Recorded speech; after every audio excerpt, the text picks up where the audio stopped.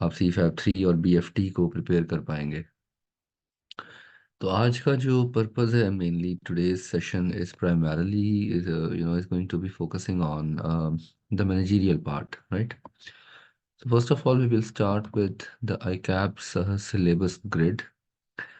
और इसमें इस सब्जेक्ट को 3 हिस्सों में डिवाइड किया जाता है। It has 3 major parts in it. This is where we are going to focus our today's discussion. तो आपकी किताब में total there are 16 chapters, and these 16 chapters are divided in 3 broad areas। तो फर्स्ट 9 चैप्टर्स जो हैं ये आपके managerial analysis के पोर्शन से बिलोंग करते हैं, जिसकी कलेक्टिव वेटेज होती है 30 to 40% in your examination, right? अभी हम इसका फर्दर ब्रेकअप भी देखेंगे कि ये आगे फर्दर ये 9 चैप्टर्स किन किन एरियाज में डिवाइड होते हैं। उसके बाद chapter number 10 to chapter number 13,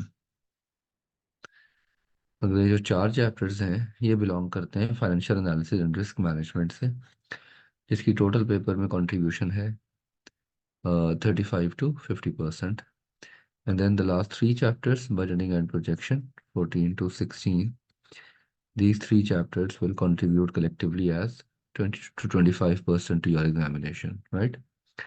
So, syllabus grid is very much straightforward, very much clear, very much precise। और एग्जामिनेशन पॉइंट ऑफ व्यू से इन्हीं एरियाज को हम डिस्कस करते हैं, इन्हीं एरियाज को हम फोकस करते हैं, और इसके ऊपर ही हम अपनी जो मेन अंडरस्टैंडिंग्स हैं उनको डेवलप करने की कोशिश करते हैं। So initially we are going to talk about the overall flow of the discussion. तो इस डिस्कशन को मैंने ब्रॉडली 3 हिस्सों में डिवाइड किया है। The first part is going to be focusing on the contents quickly, a quick review of the content as a whole. जो हमारे कंटेंट हैं, जो हमारा एरिया है सारा स्टडी ग्रिड का, अपना सिलेबस ग्रिड के मुताबिक जो स्टडी टेक्स्ट है उसके 9 चैप्टर्स को हम एक दफ़ा क्विकली रिव्यू करेंगे। उसके बाद दूसरा हिस्सा एग्जामिनेशन पॉइंट ऑफ व्यू से आपके इम्पॉर्टेंट पार्ट्स कौन कौन से हैं, at least for the upcoming attempt spring 24 के लिए इम्पॉर्टेंट एरियाज कौन कौन से हैं। और फिर तीसरा और आखिरी हिस्सा जिसमें हम एक क्वेश्चन आंसर सेशन के थ्रू आपके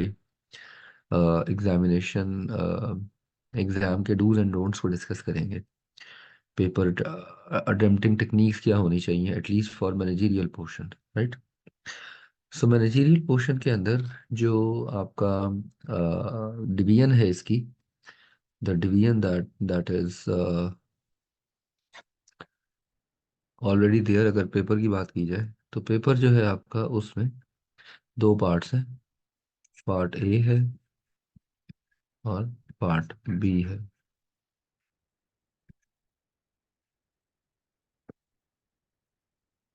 पार्ट ए के अंदर MCQs हैं 15 मार्क्स के। There are 15 marks MCQs and plus managerial portion।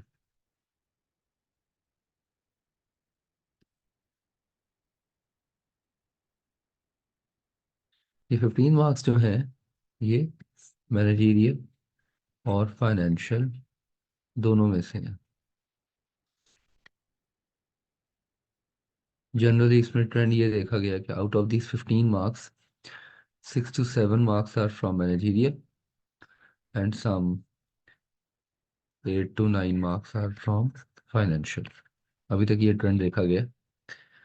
पहले ये परसेंटेज थोड़ी और कम होती थी, लेकिन अब पिछली 2-3 अटेम्प्ट से नज़र आ रहा है कि एग्जामिनर ने मैनेजरियल की परसेंटेज को थोड़ा सा इन्हेंस किया है MCQs के सेक्शन में। They very straight forward MCQs, बड़े क्विक एंड क्रिस्प MCQs होते हैं, कंसेप्चुअल होते हैं। कुछ एग्जाम्पल्स के तौर पे हम पास्ट पेपर्स के स्नैपशॉट्स में से कुछ मैनेजरियल MCQs को भी डिस्कस करेंगे एंड पे, right? Okay, let's talk about the managerial analysis portion. Managerial का जो पोर्शन है इसको हम डिवाइड करते हैं 3 हिस्सों में। इसके हम तीन पार्ट्स बनाते हैं। इसका पहला पार्ट है एक्सटर्नल एनालिसिस।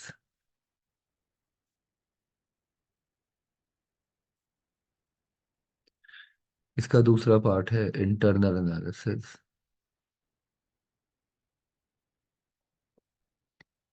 और इसका तीसरा पार्ट है ethics.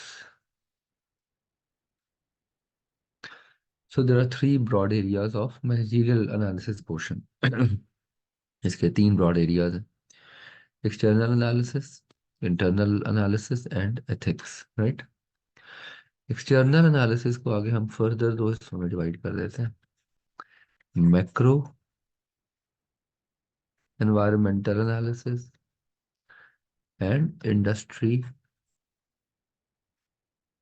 And competitive analysis,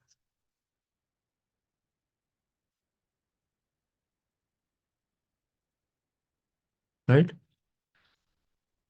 macro environment, जिसमें हम एक मॉडल ओवरऑल कवर करते हैं, जिसे कहते हैं pastel.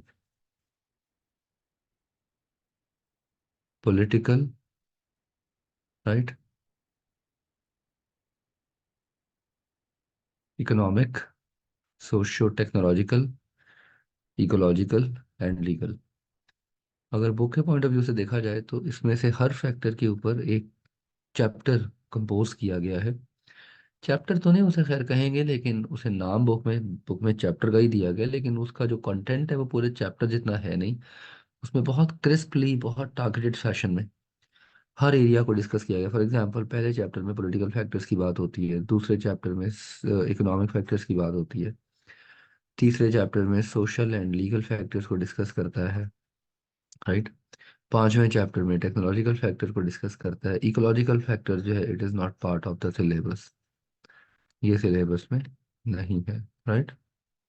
It is not part of the syllabus, ये आपके सिलेबस का पार्ट नहीं है। सो 1, 2, 3, 5 और फिर कलेक्टिवली 6 चैप्टर में पूरे पेस्टल पे केस बेस्ड क्वेश्चंस प्रेजेंट करता है आपके सामने। और आइडियली पेस्टल का सवाल आना भी केस बेस ही चाहिए। तो अभी तक सरप्राइजिंगली एग्जामिनर ने पेस्टल पे कोई कॉम्प्रिहेंसिव सिनेरियो बेस्ड क्वेश्चन नहीं पूछा, लेकिन आइडियली पेस्टल पे सवाल यही बनता है, case base from the 6 chapter. उसे भी हम एक दफा रिव्यू करेंगे। Then we have industry and competitive analysis. इसमें हमारे पास एक चैप्टर है, chapter number 7। Very important chapter. Industry क्या होती है, मार्केट्स क्या होती है, सेगमेंटेशन, ये 5 forces model, product life cycle, ये तमाम चीज़ें इसमें कवर होंगी। सो 1, 2, 3, 5 एंड 7 एक्सटर्नल एनालिसिस के अंदर टोटल 5 चैप्टर्स कनेक्टेड हैं, 1, 2, 3, 5 एंड 7। तो 5 chapters out of 9 chapters belong to external environment.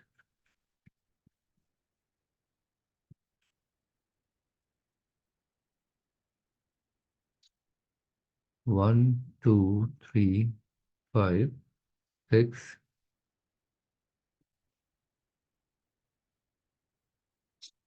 Sorry not 5 and 6 chapters.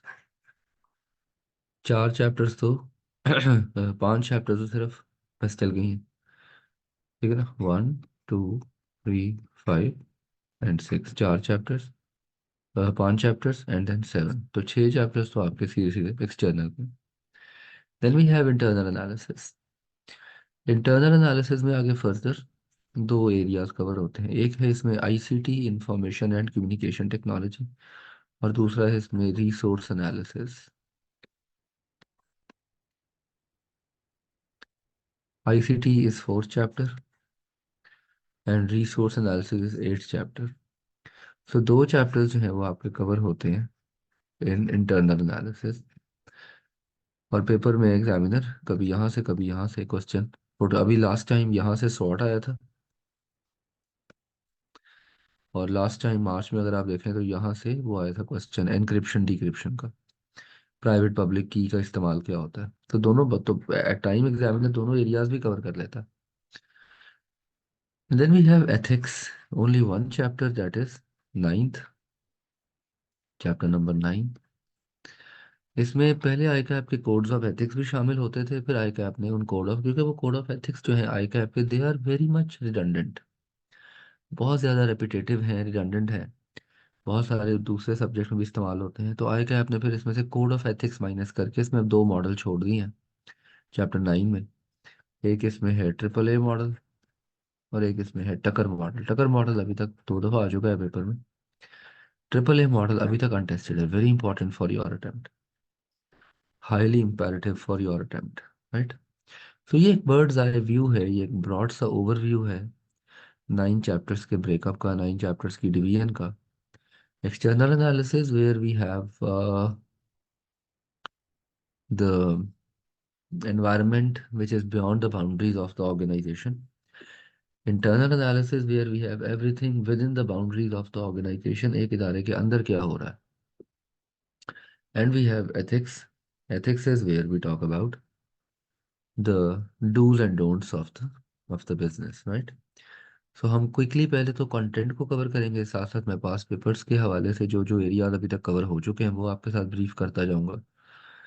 And after that we will be discussing some important parts regarding your attempt, और उसके बाद हम discuss करेंगे.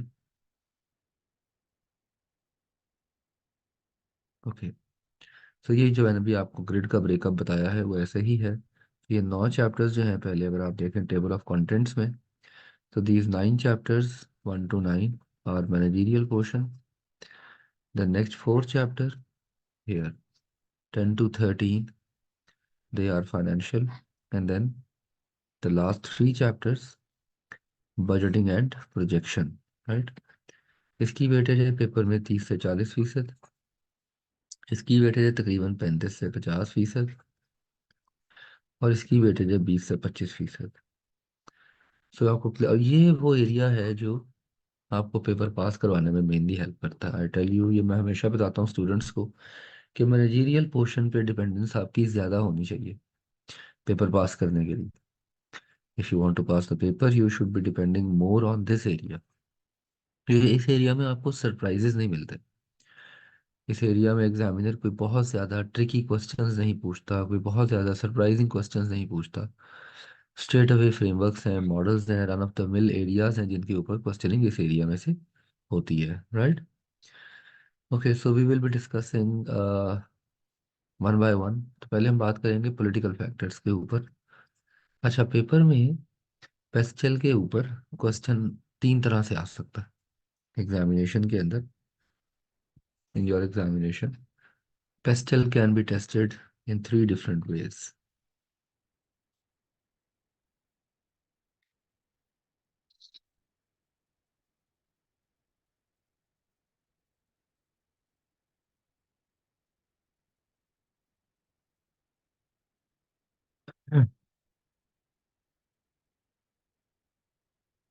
Pastel can be tested in 3 different ways. पहला, a knowledge based question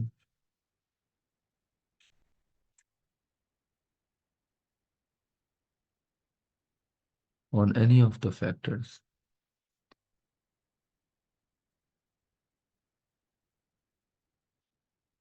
political, economics, for example इस तरह का सवाल टिपिकली एमसीक्यूज में आ जाता था. जैसे which of the following is leading indicator of economic factors, which of the following is a lagging indicator of the economic determinants, right, इस तरह का सवाल. या what are the roles of the government towards the business activities in the country, right. Straightforward knowledge based question. दूसरा इसमें जो question आता है पेपर में वो होता है scenario based question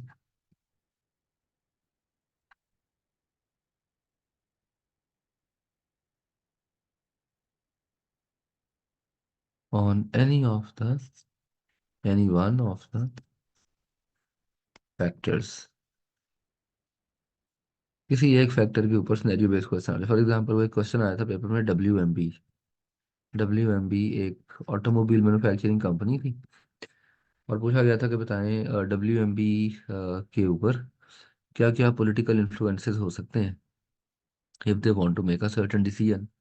what type of political factors will have an impact. किसी तो एक सिनेरियो क्रिएट करके देगा छोटा सा, और किसी एक फैक्टर पे क्वेश्चन करेगा, मे बी सोशल फैक्टर्स पे, मे बी डेमोग्राफिक फैक्टर्स पे, मे बी इकोनॉमिक फैक्टर्स पे। तो तीसरी और सबसे कॉम्प्रिहेंसिव कैटेगरी है जो अभी तक अनटेस्टेड है, that is a comprehensive scenario based question. A comprehensive scenario based question on pastel. ये वाला एरिया अभी तक अनटेस्टेड है। ये चैप्टर नंबर 6 में इसकी बहुत सारी एग्जांपल आपको दी गई हैं। In the 6th chapter you are given a lot of examples on this, right. तो ये वाला जो एरिया है ये अभी तक थॉरोली अनटेस्टेड है। इसके ऊपर आई एक्सपेक्ट कि इस दफ़ा इसके ऊपर एग्जामिनर आपसे क्वेश्चन पुट करेगा। This is what I expect. इस दफ़ा एग्जामिनर आपसे इसके ऊपर क्वेश्चन कर सकता है, that you might be given a scenario and you might be required to implement or to apply the whole pestle model on the scenario, right? तो पहले बारी बारी इन सारे फैक्टर्स को देख लेते हैं। पॉलिटिकल फैक्टर्स में first of all you define the term what is politics. Let's say basic concept पता होना चाहिए। पॉलिटिकल सेटअप किसी भी कंट्री में किन किन चीज़ों पे डिपेंड करता है, सबसे मोस्ट इंपॉर्टेंटली वहाँ की पॉलिटिकल आइडियोलॉजी कैसी है। अगर आपसे पेस्टल का ब्रॉड क्वेश्चन आ रहा है तो वहाँ पे आप पॉलिटिकल आइडियोलॉजी को रेफर जरूर करेंगे। पॉलिटिकल आइडियोलॉजी एक स्पेक्ट्रम पे होती है, from one extreme pure socialist to another extreme fascist capitalist, right. तो एक पूरी एक स्पेक्ट्रम पे डिफरेंट किस्म की आइडियोलॉजीज होती हैं। आइडियोलॉजी सेट करती है कि गवर्नमेंट कैसे ऑपरेट करेगी, एग्जिस्टिंग लॉज एंड रेगुलेशंस क्या हैं, सोशियो रिलीजियस नॉर्म्स क्या हैं, पॉलिटिकल अपोजिशन, इकोनॉमिक एजेंडास क्या हैं। ये तमाम चीज़ें किसी भी कंट्री के अंदर पॉलिटिकल सेटअप को डिफाइन करती हैं। So this is how we define the spectrum of political ideology. So this is radical socialism to this is fascist capitalism. यहाँ पे आप देखें तो यहाँ पे स्टेट की पावर हाईएस्ट है, यहाँ पे प्राइवेट पावर हाईएस्ट है। यहाँ पे स्टेट सबसे ज़्यादा स्ट्रांग है। अब पेपर पॉइंट ऑफ व्यू से इस पे एमसीक्यूज तो कई दफ़ा आ चुके हैं। इस पे फॉर एग्जांपल एक एमसीक्यू आया था एक दफ़ा के, the ownership of private property is allowed in, आगे दो तीन ऑप्शन दी गई थी। तो प्राइवेट प्रॉपर्टी कहाँ पे अलाउ होती है वो आपको पता होना चाहिए। प्राइवेट प्रॉपर्टी सोशलिज्म के अंदर अलाउ होती है, ठीक। और यहाँ पे प्राइवेट जो प्राइवेट प्रॉपर्टी है वो मैक्सिमम हो जाती है। Maximum private property is there in capitalism, right. तो इसके ऊपर एमसीक्यूज आ सकते हैं। तो ये सारे करेक्टरिस्टिक्स हैं जो आपको क्लियरली आने चाहिए। You should know the characteristics of all the political setups in a country. किसी भी कंट्री के अंदर जो पॉलिटिकल सेटअप्स हैं, जो क्योंकि देखें पॉलिटिकल आइडियोलॉजी डिफाइन करती है गवर्नमेंट पॉलिसीज को, इकोनॉमिक पॉलिसीज को। किसी भी कंट्री की जो की पॉलिसीज होती है वो उसकी पॉलिटिकल आइडियोलॉजी पे डिपेंडेंट होती है। सो पॉलिटिकल आइडियोलॉजीज बड़ी क्लियर होनी चाहिए, और साथ इसके एग्जांपल्स भी पता होनी चाहिए। इसकी एग्जांपल्स क्या क्या हैं। फॉर एग्जांपल ये देखें, डिक्टेटोरियल सोशलिज्म में सोवियत यूनियन है। लिबरल सोशलिज्म के अंदर स्वीडन है। चाइना भी इसी के अंदर आता है समवेयर, राइट। फिर आइडियल डेमोक्रेसी या सेंट्रल डेमोक्रेसी की एग्जांपल दुनिया में कम ही मिलती है वैसे, राइट। Canada can be a good example. Democratic capitalism, इसमें पाकिस्तान आता है। तो Pakistan US is here, right. तो ये आइडियोलॉजीज आपको कंसेप्चुअली क्लियर होनी चाहिए। This was the question I was referring to, कि पॉलिटिकल एनवायरनमेंट का इम्पैक्ट बिजनेस पे क्या होता है। देखिए जब भी किसी भी कंट्री की जो गवर्नमेंट होती है वो चेंज होती है या रिफॉर्म्स लेके आती है, तो उसका इम्पैक्ट जो है वो गवर्नमेंट की स्पेंडिंग पे आता है। गवर्नमेंट कितना पैसा खर्च करेगी और कहाँ कहाँ पे करेगी, उसका इम्पैक्ट टैक्सेशन सिस्टम पे आता है। क्योंकि गवर्नमेंट ने पैसा खर्च करने के लिए टैक्स कलेक्ट करना होता है। अब जो रूलिंग पार्टी की पॉलिटिकल आइडियोलॉजी है वो डिफाइन करेगी कि गवर्नमेंट टैक्स क्यों कलेक्ट करेगी और किस रेट के थ्रू करेगी। अगर आप राइट विंग आइडियोलॉजी की बात करेंगे तो वहाँ पे जो टैक्स कलेक्शन होती है that is mainly for the purpose of capital in expenditures. लेकिन अगर आप लेफ्ट विंग की बात करेंगे तो वहाँ पे जो टैक्स कलेक्शन है और गवर्नमेंट जो पैसा कमाती है that is mainly for the purpose of national sovereignty, right. So left wing ideology के अंदर फिर टैक्स कलेक्ट करने का पर्पस चेंज हो जाता है, ठीक है ना। पर्पस जो है वो चेंज हो जाता है। तो कंसेप्चुअली ये चीज़ें आपको पता होनी चाहिए, राइट। इसी तरह इकोनॉमिक पॉलिसीज गवर्नमेंट डिफाइन करती है, लेबर लॉज गवर्नमेंट बनाती है, गवर्नमेंट इंटरनेशनल रिलेशनशिप्स को डिटरमिन करती है, राइट। जैसे भुट्टो एक सोशलिस्ट रजीम, अभी तक पाकिस्तान में सिर्फ एक गवर्नमेंट ऐसी थी भुट्टो की जो सोशलिस्ट माइंडसेट के साथ आया था। भुट्टो ने सोशली सोशलिस्ट रजीम की थी। उसने आते ही फाइनेंशियल इंस्टीट्यूशंस का चार्ट संभाला था। उसने आते ही बैंक को पब्लिसाइज कर दिया था इसी राइट। उसने नेशनलाइज कर दिया था इन इन इन पर्टिकुलर इंस्टीट्यूट्स को, इदारों को। भुट्टो की जो नेशनलाइजेशन पॉलिसी थी that has a very grave impact on overall economy of the country. खाली सिर्फ रीडिंग है, इसको पढ़ लें, सिर्फ इससे पता लगेगा कि पाकिस्तान के अंदर भी एक ऐसा दौर आया था जब हम कैपिटलिज्म से सोशलिज्म की तरफ मूव कर गए थे। Okay, so this was the question I was referring to. वो WMB वाला जो सवाल मैं आपको बता रहा था वो ये वाला क्वेश्चन था। वही वाला क्वेश्चन था कि किस तरह से एंटरप्रेन्योर्स और बिजनेसेस जो है वो गवर्नमेंट को इन्फ्लुएंस करते हैं। देखें, दो तरीके हैं ना। This is the impact of political environment on the business and vice versa, opposite. This is the impact of business on the government. Business का इम्पैक्ट गवर्नमेंट पे क्या आता है? लाइक बिजनेसेस जो है वो फाइनेंशियल इंसेंटिव को डिटरमिन करते हैं। बिजनेस डिफाइन करते हैं कि ओवरऑल इकोनॉमिक लेवरेज कितनी होगी कंट्री के अंदर। अगर गवर्नमेंट कुछ ऐसा कर रही है जो बिजनेसेस के ओवरऑल इंटरेस्ट के अगेंस्ट है तो बिजनेसेस थ्रेट करते हैं फिर गवर्नमेंट से अपना पैसा निकालने के लिए।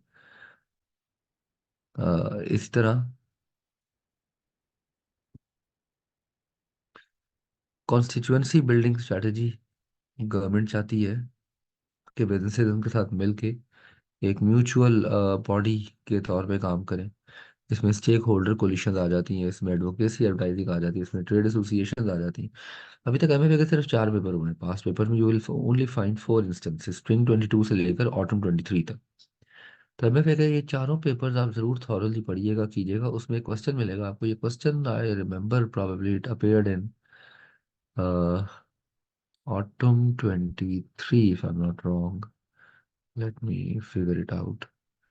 ये क्वेश्चन जो है ये ऑटम 23 में कहीं अपेयर हुआ था और एग्जामिनर ने उसमें पॉलिटिकल इम्पैक्ट ऑफ गवर्नमेंट पूछा था।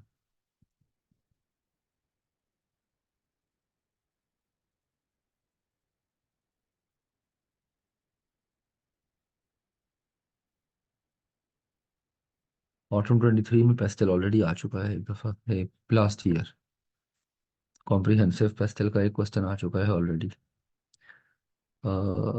then it might be in spring 22 if I have to see this. Anyway check कर लीजिएगा। देखो द क्वेश्चन ऑन WMB के नाम से एक सवाल था जिसमें ये बताना था आपने कि किस तरह से गवर्नमेंट का जो इन्फ्लुएंस है वो डेवलप हो रहा है on the business and how the business is now going to react, right? So that was the question on it. तो फिर बिजनेसेस गवर्नमेंट को इन्फ्लुएंस कर सकते हैं कोलिशन बिल्डिंग करके, एडवोकेसी एडवर्टाइजिंग करके, ट्रेड एसोसिएशंस के through, right. So these are various ways. Political environment को मैनेज करने के लिए बाकायदा पब्लिक अफेयर्स डिपार्टमेंट होता है। बिजनेसेस की हायरार्की के अंदर they have a department named as public affairs department. तो पॉलिटिकल फैक्टर में से अभी तक इस तरह से MCQs और एक आधा क्वेश्चन ऑलरेडी आ चुका है। Then we have economic environment. किसी भी मुल्क की जो इकोनॉमी होती है वो उस मुल्क की फाइनेंशियल स्टेबिलिटी को डिटरमिन करने में बड़ा इंपॉर्टेंट रोल प्ले करती है। इकोनॉमिक फैक्टर्स आपने पढ़ा होगा इकोनॉमिक्स के बेसिक सब्जेक्ट में, एट योर PRC लेवल में भी। माइक्रो और मैक्रो इकोनॉमिक एनवायरनमेंट में हम डिवाइड करते हैं। Micro economic environment deals with consumer behaviour, competition, and macro economic environment deals with the aggregate economy of the whole country.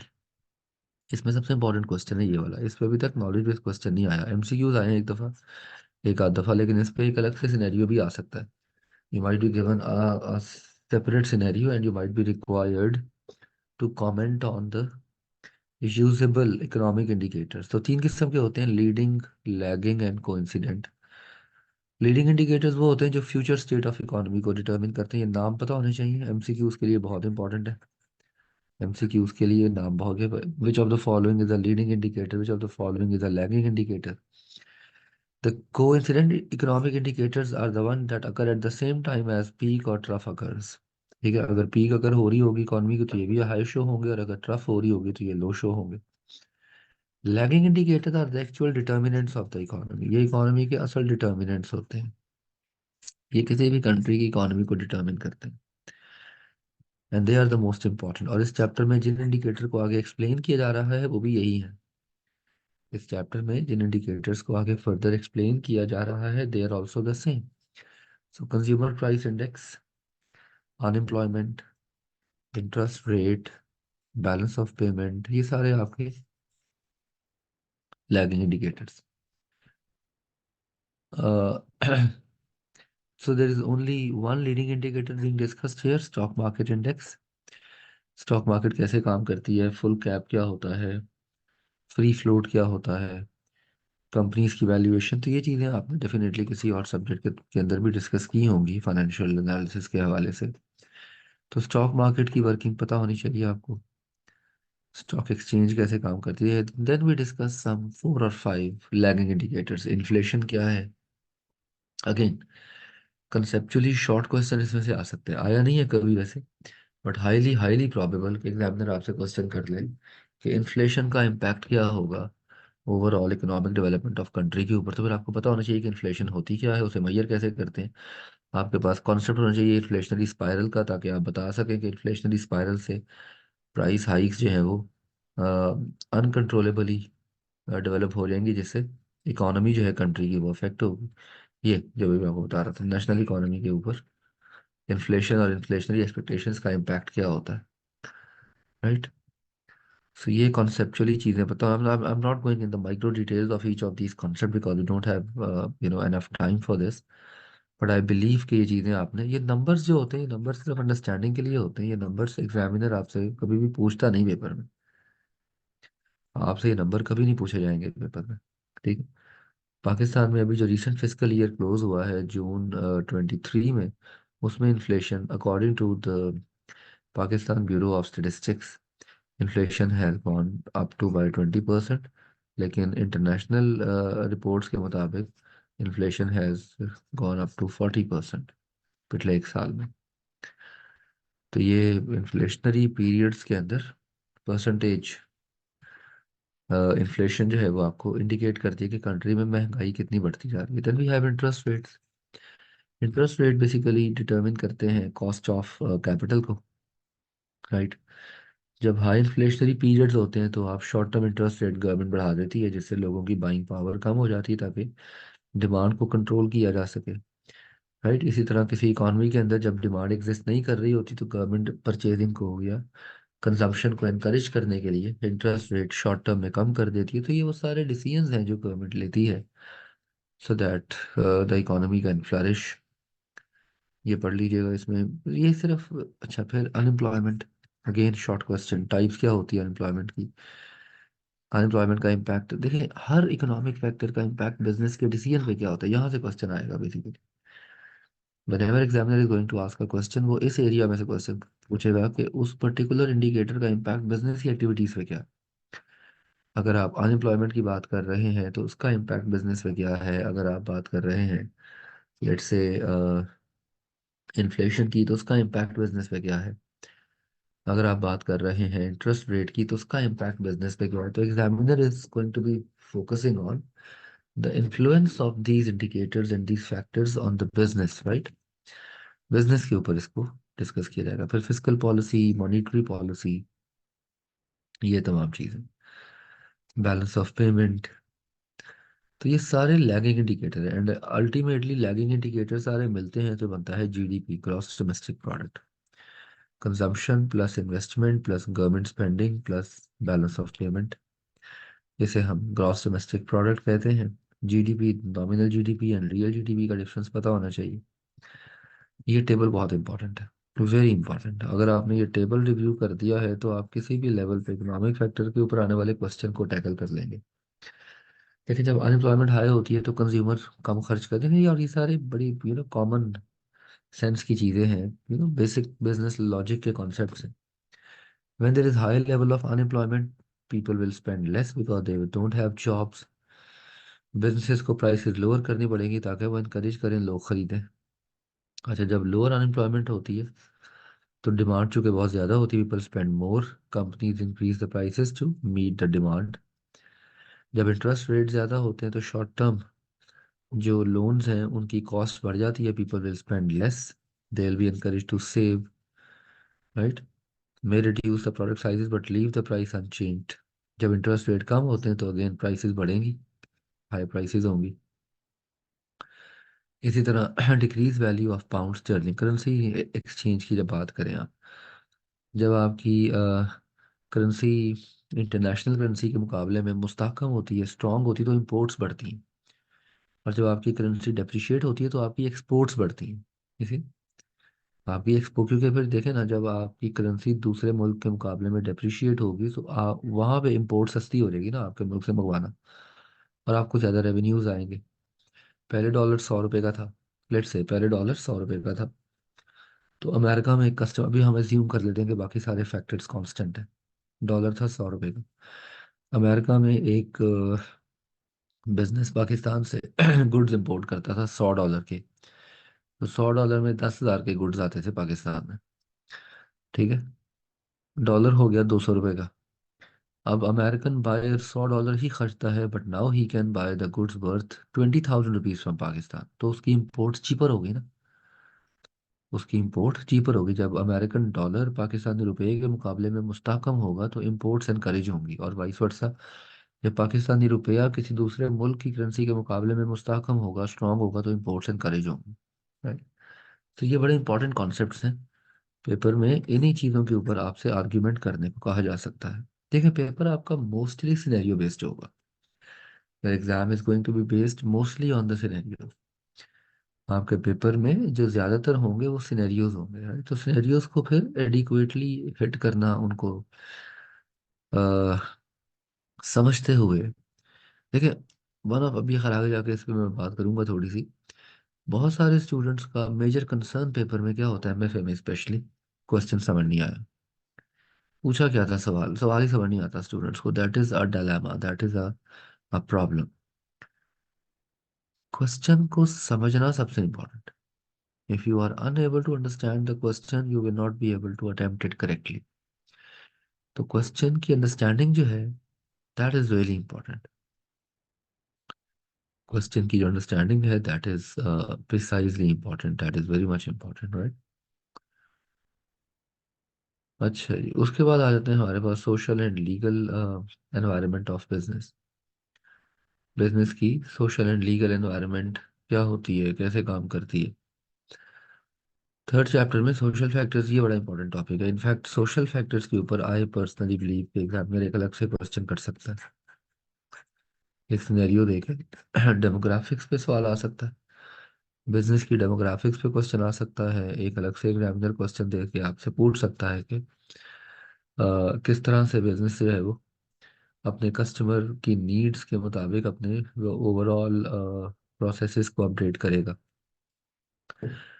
और फिर साथ ही हम लीगल फैक्टर्स को भी डिस्कस कर लेते हैं। तो सोशल इंडिकेटर्स कौन कौन से होते हैं, एटीट्यूड्स हैं, सोशल एंड कल्चरल वैल्यूज हैं, डेमोग्राफी है, health, education, law and order, religious belief, ये सारे सोशल इंडिकेटर्स हैं। For example, attitude, values and lifestyle. अब पाकिस्तान में लोगों का एटीट्यूड, वैल्यूज और लाइफस्टाइल डिफरेंट है, अमेरिका में डिफरेंट है। अगर आप पाकिस्तान में एक प्रोडक्ट ऑफर कर रहे हैं जो यहाँ के कल्चर के एटीट्यूड्स और लाइफस्टाइल को सूट करता है, तो वो यहीं पे सेल होगा, वो अमेरिका में नहीं सेल होगा, राइट। सो डेमोग्राफिक फैक्टर्स के अंदर लोगों का बिहेवियर, लोगों का एटीट्यूड, लोगों का लाइफस्टाइल बड़ा मैटर करता है। जैसे for example, outing and dining habits, ठीक है। अब टाउन वर्सेस विलेज की एग्जांपल ले लें। अब ज़्यादातर लोग बाहर खाने के आदी होते हैं शहरों में, गांव देहातों में लोग बाहर खाना नहीं खाते। तो आपको कभी भी मैकडोनल्ड्स का आउटलेट किसी गांव के अंदर खुला हुआ नहीं मिलेगा, आपको ये आउटलेट्स मिलेंगे शहरों के अंदर, ठीक है ना। इसी तरह यूज़ ऑफ सोशल मीडिया, ये भी एक बड़ा इंपॉर्टेंट फैक्टर है। Then how do people travel, where do people travel, लोग कहाँ कहाँ ट्रेवल करते हैं। अब देखें, यहाँ पे इकोनॉमिक फैक्टर भी साथ जुड़ गया आगे, क्योंकि लोगों की जो ट्रैवलिंग है वो इकोनॉमिक फैक्टर्स पे भी डिपेंड करती है। The way people travel locally or internationally, it also depends upon the economic factors. People interested and concerned with their looks, attending social gatherings, for example. अब पाकिस्तान के अंदर जो वेडिंग का जो शादियों का जो एक सिस्टम बना हुआ है उसमें लोगों की जो ओवरऑल जो प्रेफरेंसेस हैं वो वेरी करती हैं, राइट। और अकॉर्डिंगली यूएस में, यूरोप में प्रेफरेंसेस वेरी करती हैं। इसी तरह आगे जाकर डिस्कस करते हैं एज फैक्टर्स। अब पाकिस्तान के अंदर चिल्ड्रन पॉपुलेशन ज़्यादा है, तो यहाँ पे लोग जो हैं वो ज़्यादा बच्चों से रिलेटेड प्रोडक्ट्स बनाते हैं, बेचते हैं। If you go to some other country in the world, तो they will have a fewer population of kids. मैं जैसे अपनी अगर एग्जांपल दूं, मैं जर्मनी गया चंद साल पहले, तो जर्मनी मुझे इत्तेफाक हुआ मैकडोनल्ड्स जाने का, तो वहाँ पे वो हैप्पी मील नहीं बेचते। तो मैंने उनसे पूछा कि आप हैप्पी मील क्यों नहीं बेचते, तो कहते हैं यहाँ पे डिमांड ही नहीं है हमारे पास, we don't have enough customers here. Just look at it. हमारे यहाँ पे हैप्पी मील ही उनका सबसे ज्यादा बिकने वाला प्रोडक्ट है। इसी इसी तरह कल्चर आ जाता है, कल्चर में ट्रेडिशंस आ जाती हैं, रवायात आ जाती हैं। डेमोग्राफिक फैक्टर्स में आ जाते हैं आपके जो spread distribution of the society. इसमें एज है, जेंडर है, एजुकेशन है, इनकम है, right. So attitude and lifestyle जो भी डिस्कस किया हमने, एटीट्यूड एंड लाइफस्टाइल के अंदर the way people respond to various advertisements आपके वैल्यू सिस्टम पे डिपेंड करती हैं, ठीक है, आपके कल्चर पे डिपेंड करती हैं। इसी तरह कल्चर है। अब आजकल ऐसा ऐसा कल्चर ग्लोबलाइजेशन का डेवलप हो रहा है, लाइक आजकल दुनिया में हर जगह अब कॉमन कल्चर बिल्ड हो रहा है। जैसे कोका कोला और पेप्सी हैं, ये आपके लोकल कल्चर को टारगेट करती है ना। जब आप कोक का ऐड देखते हैं टीवी पे, तो वो फैमिली को दिखाता है, क्योंकि यहाँ का जो कल्चर है वो फैमिली ओरिएंटेड है। तो कंपनीज अक्सर आपके कल, इसी तरह टी मैन्युफैक्चरर जो है वो यूके में बेहतर काम करेगा। अमेरिका में लोग कॉफ़ी ज़्यादा पीते हैं, पाकिस्तान में लोग चाय ज़्यादा पीते हैं, राइट। इसी तरह फास्ट फूड का ट्रेंड पाकिस्तान में ज़्यादा है, चाइना जापान में कम है, फॉर एग्जांपल। तो कल्चर टू कल्चर चीज़ें वेरी करती हैं। फिर आपकी आती हैं वैल्यूज। वैल्यूज कहते हैं इकदार को। वैल्यूज का मतलब होता है इकदार। Value systems mean the duty, the moral duty and applications of people in the country. Honesty, integrity, trustworthiness, loyalty, ये सारी वैल्यूज हैं। दुनिया के कुछ खित्तों में इन वैल्यूज को बहुत ज़्यादा प्रैक्टिस करते हैं, कुछ खित्तों में इन वैल्यूज को बिल्कुल इम्पोर्टेंस नहीं देते। लाइक पाकिस्तान में भी don't give any importance to trustworthiness, loyalty, fairness. तभी तो आप देखें ना कि पाकिस्तान के अंदर टैक्स इवेजन बड़ी कॉमन है, लेकिन इंटरनेशनली टैक्स इवेजन बड़े सख्त कवानीन बने हुए हैं, क्योंकि वहाँ पे वो उनकी वैल्यू सिस्टम का बड़ा स्ट्रॉन्ग पार्ट है। तो एग्जाम्पल्स क्लियरली आपको आनी चाहिए दिमाग में। डेमोग्राफी कहते हैं study of human characteristics, the way people live, the way people survive in a society, ये उसकी डेमोग्राफी होती है। डेमोग्राफी में एज ग्रुप्स आ जाते हैं, जेंडर आ जाता है। जैसे फॉर एग्जांपल मिलेनियल्स। मिलेनियल्स वो लोग हैं जो पैदा हुए दुनिया में between I guess 1980 to 2000, something like that, या इनको मिलेनियल्स कहते हैं। मिलेनियल्स लार्ज चंक है पॉपुलेशन का। Millennials are tech savvy. Millennials जो हैं ये टेक सावी हैं। आप जेन जी हैं, you people belong from generation Z. वो लोग जो सन 2000 के बाद दुनिया में आए वो जनरेशन जी कहलाते हैं। They are even more prone to the technology. इसी तरह जनरेशन एक्स वो लोग हैं जो 1965 से 1980 के दरमियान पैदा हुए, ठीक है। And then we have baby boomers. वो लोग हैं जो 1946 से 1964 के दरमियान पैदा हुए। They are the people who saw the world, ये जो वर्ल्ड वॉर 2 के बाद पैदा हुए दुनिया में। बेबी बूमर्स अब रिटायर हो चुके हैं। हमारे parents for example, specially our parents fall in this category, या मे बी आपके ग्रैंड पेरेंट्स, ठीक है। मेरे तो पेरेंट्स होंगे इस कैटेगरी में, आपके मे बी ग्रैंड पेरेंट्स हों। आपके पेरेंट्स जो हैं वो जेन एक्स से बिलोंग करते हैं। और हम अक्सर एक लफ्ज सुनते हैं ना, जनरेशन गैप, वो ये होता है basically, this is how you define the generation gap, right. अब होता क्या है कि दुनिया में जो डेवलप्ड इकोनॉमीज हैं, जैसे यूरोप है, अमेरिका है, वहाँ पे बेबी बूमर्स की तादाद ज़्यादा है क्योंकि वहाँ पे लोग ज़्यादा बूढ़े हो रहे हैं। पॉपुलेशन ट्रेंड वहाँ पे बहुत कम है, नेगेटिव है। सेहत की सहूलतें बहुत अच्छी हैं। तो पीपल लिव मोर देयर। तो when people live more there तो उनके ऊपर इकोनॉमिक बर्डन बढ़ता है, फिर पेंशन का, रिटायरमेंट बेनिफिट्स देने का। पाकिस्तान जैसे मुल्क के अंदर, in in in Pakistan we have a different situation. In Pakistan there is a higher number of people in youth. Pakistan में सबसे ज़्यादा तादाद है मिलेनियल्स की, उसके बाद है जेन एक्स की। पाकिस्तान में बेबी बूमर्स बहुत कम है, ना होने के बराबर है। तो पाकिस्तान के अंदर ये बहुत बड़ा एक पॉजिटिव चीज़ है कि यहाँ पे फिर people have this ability to contribute to the economy. लेकिन अलमिया ये है कि हमारे मुल्क में, पाकिस्तान में, द डलेमा इज़ कि यहाँ पे आप इतना कुछ ज़्यादा इनकरेज नहीं करते। स्किल्ड वर्कफोर्स की अवेलेबिलिटी बहुत ज़्यादा है, अपना कम है, अनस्किल्ड वर्कफोर्स बहुत ज़्यादा है। मतलब पाकिस्तान में हमारे पास अपनी वर्कफोर्स को सही सही जगह लगाने का सिस्टम नहीं है। We don't have the right direction for the people in the country. हमारे पास पाकिस्तान में सही सिम्त नहीं है, सही डायरेक्शन नहीं है। लोगों को सही सिम्त में गाइड करने का तरीका नहीं है, वरना पाकिस्तान में इतनी आबादी है जो कि वर्कफोर्स का पार्ट बन सकती है। इसी तरह एथनिसिटी एंड नेशनैलिटी, एथनिसिटी कहते हैं जात पात को, इसमें कुछ हद तक मजहब भी आ जाता है, राइट। ये जो भी एग्जांपल दी पॉपुलेशन एजिंग की, वेस्टर्न कंट्रीज के अंदर पॉपुलेशन एजिंग बड़ी कॉमन है, बर्थ रेट लो है, न्यू बॉर्न बेबीज पर विमेन चाइल्ड बेयरिंग कम होती जा रही है। तो जब भी कोई डेमोग्राफिक चेंज आता है तो गवर्नमेंट अपनी पॉलिसी चेंज करती है। फॉर एग्जांपल जैसे दुनिया में इस वक्त के ममालिक में पॉपुलेशन एजिंग हो रही है, वहाँ पे गवर्नमेंट ने इमिग्रेंट्स इनवाइट कर लिए, इमिग्रेशन ओपन कर दी।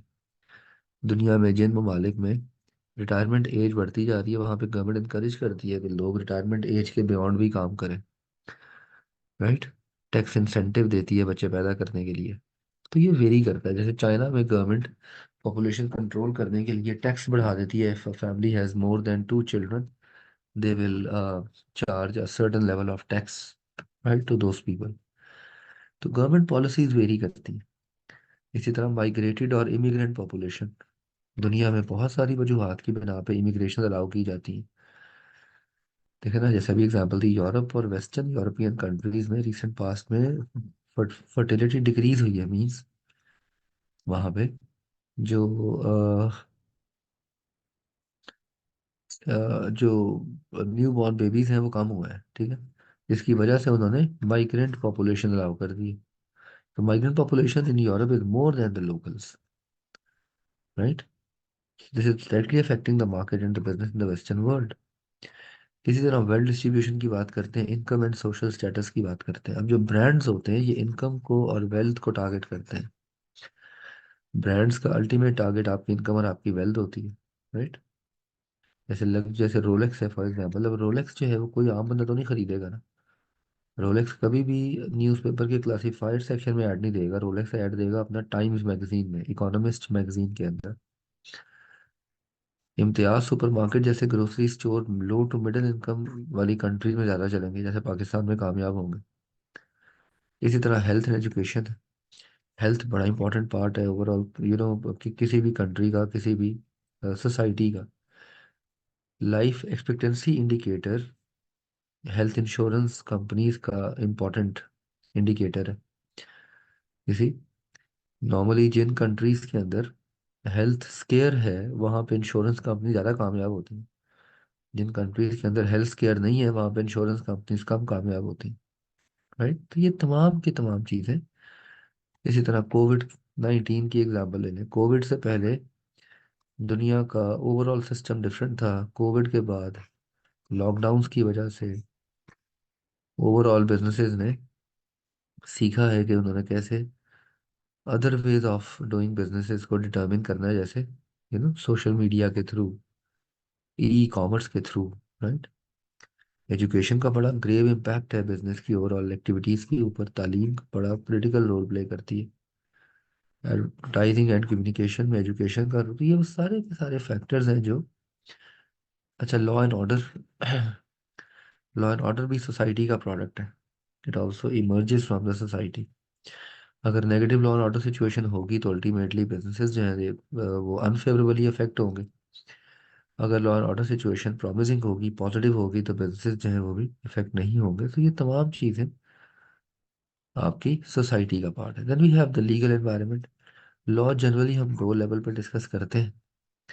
एक होते हैं आपके सुप्रा नेशनल लॉज, जो मुख्तलिफ कंट्रीज में अप्लाई होते हैं, जैसे कोई यूरोपियन यूनियन का लॉ है या।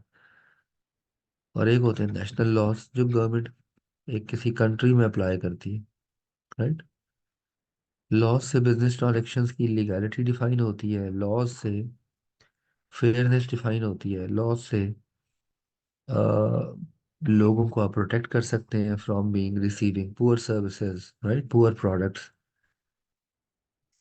पाकिस्तान में 1970s में प्राइवेट सेक्टर को नेशनलाइज करने की कोशिश की थी भुट्टो ने, ये भी लॉ था।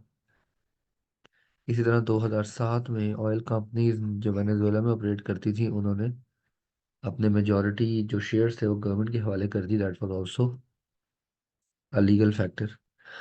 टिपिकली कंट्री टू कंट्री जो लॉज बिजनेसेस को इन्फ्लुएंस करते हैं उसमें है company law. First of all, company law 2017 में भी रिवाइज हुआ है, जिसमें थोड़ी सी फ्लेक्सिबिलिटी बेहतर कर दी है, जिससे आपकी you know world bank index of doing business बेहतर हो गया।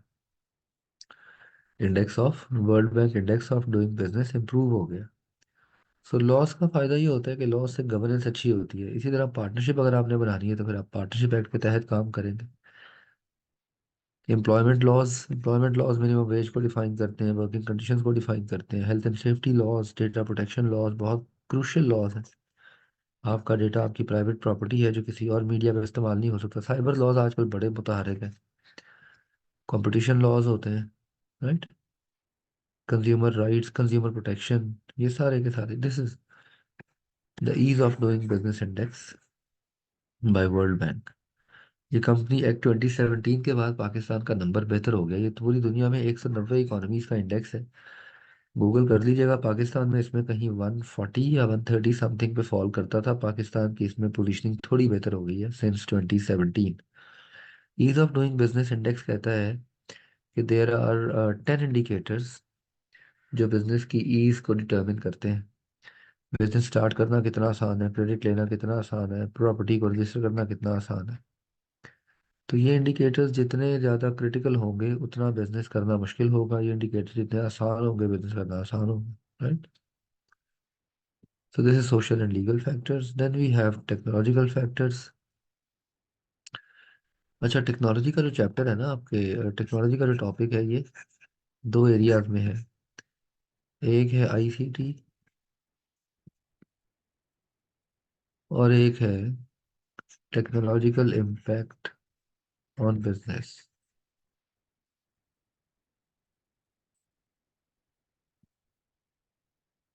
इस पे दो दो सवाल आ चुका है डिसरप्टिव टेक्नोलॉजी इसके ऊपर। ये आपका पेस्टल का पार्ट है। It belongs to PESTEL. It belongs to internal analysis. ये इंटरनल का पार्ट है। This is fourth chapter. तो ये दो के फोर्थ चैप्टर जो है वो मतलब दोनों चैप्टर्स टेक्नोलॉजी के साथ साथ प्रेजेंट कर दिए हैं, लेकिन दोनों का फोकस डिफरेंट है। एक का फोकस है मैक्रो एनवायरनमेंट और एक का फोकस है कंपैटिटिव एनवायरनमेंट।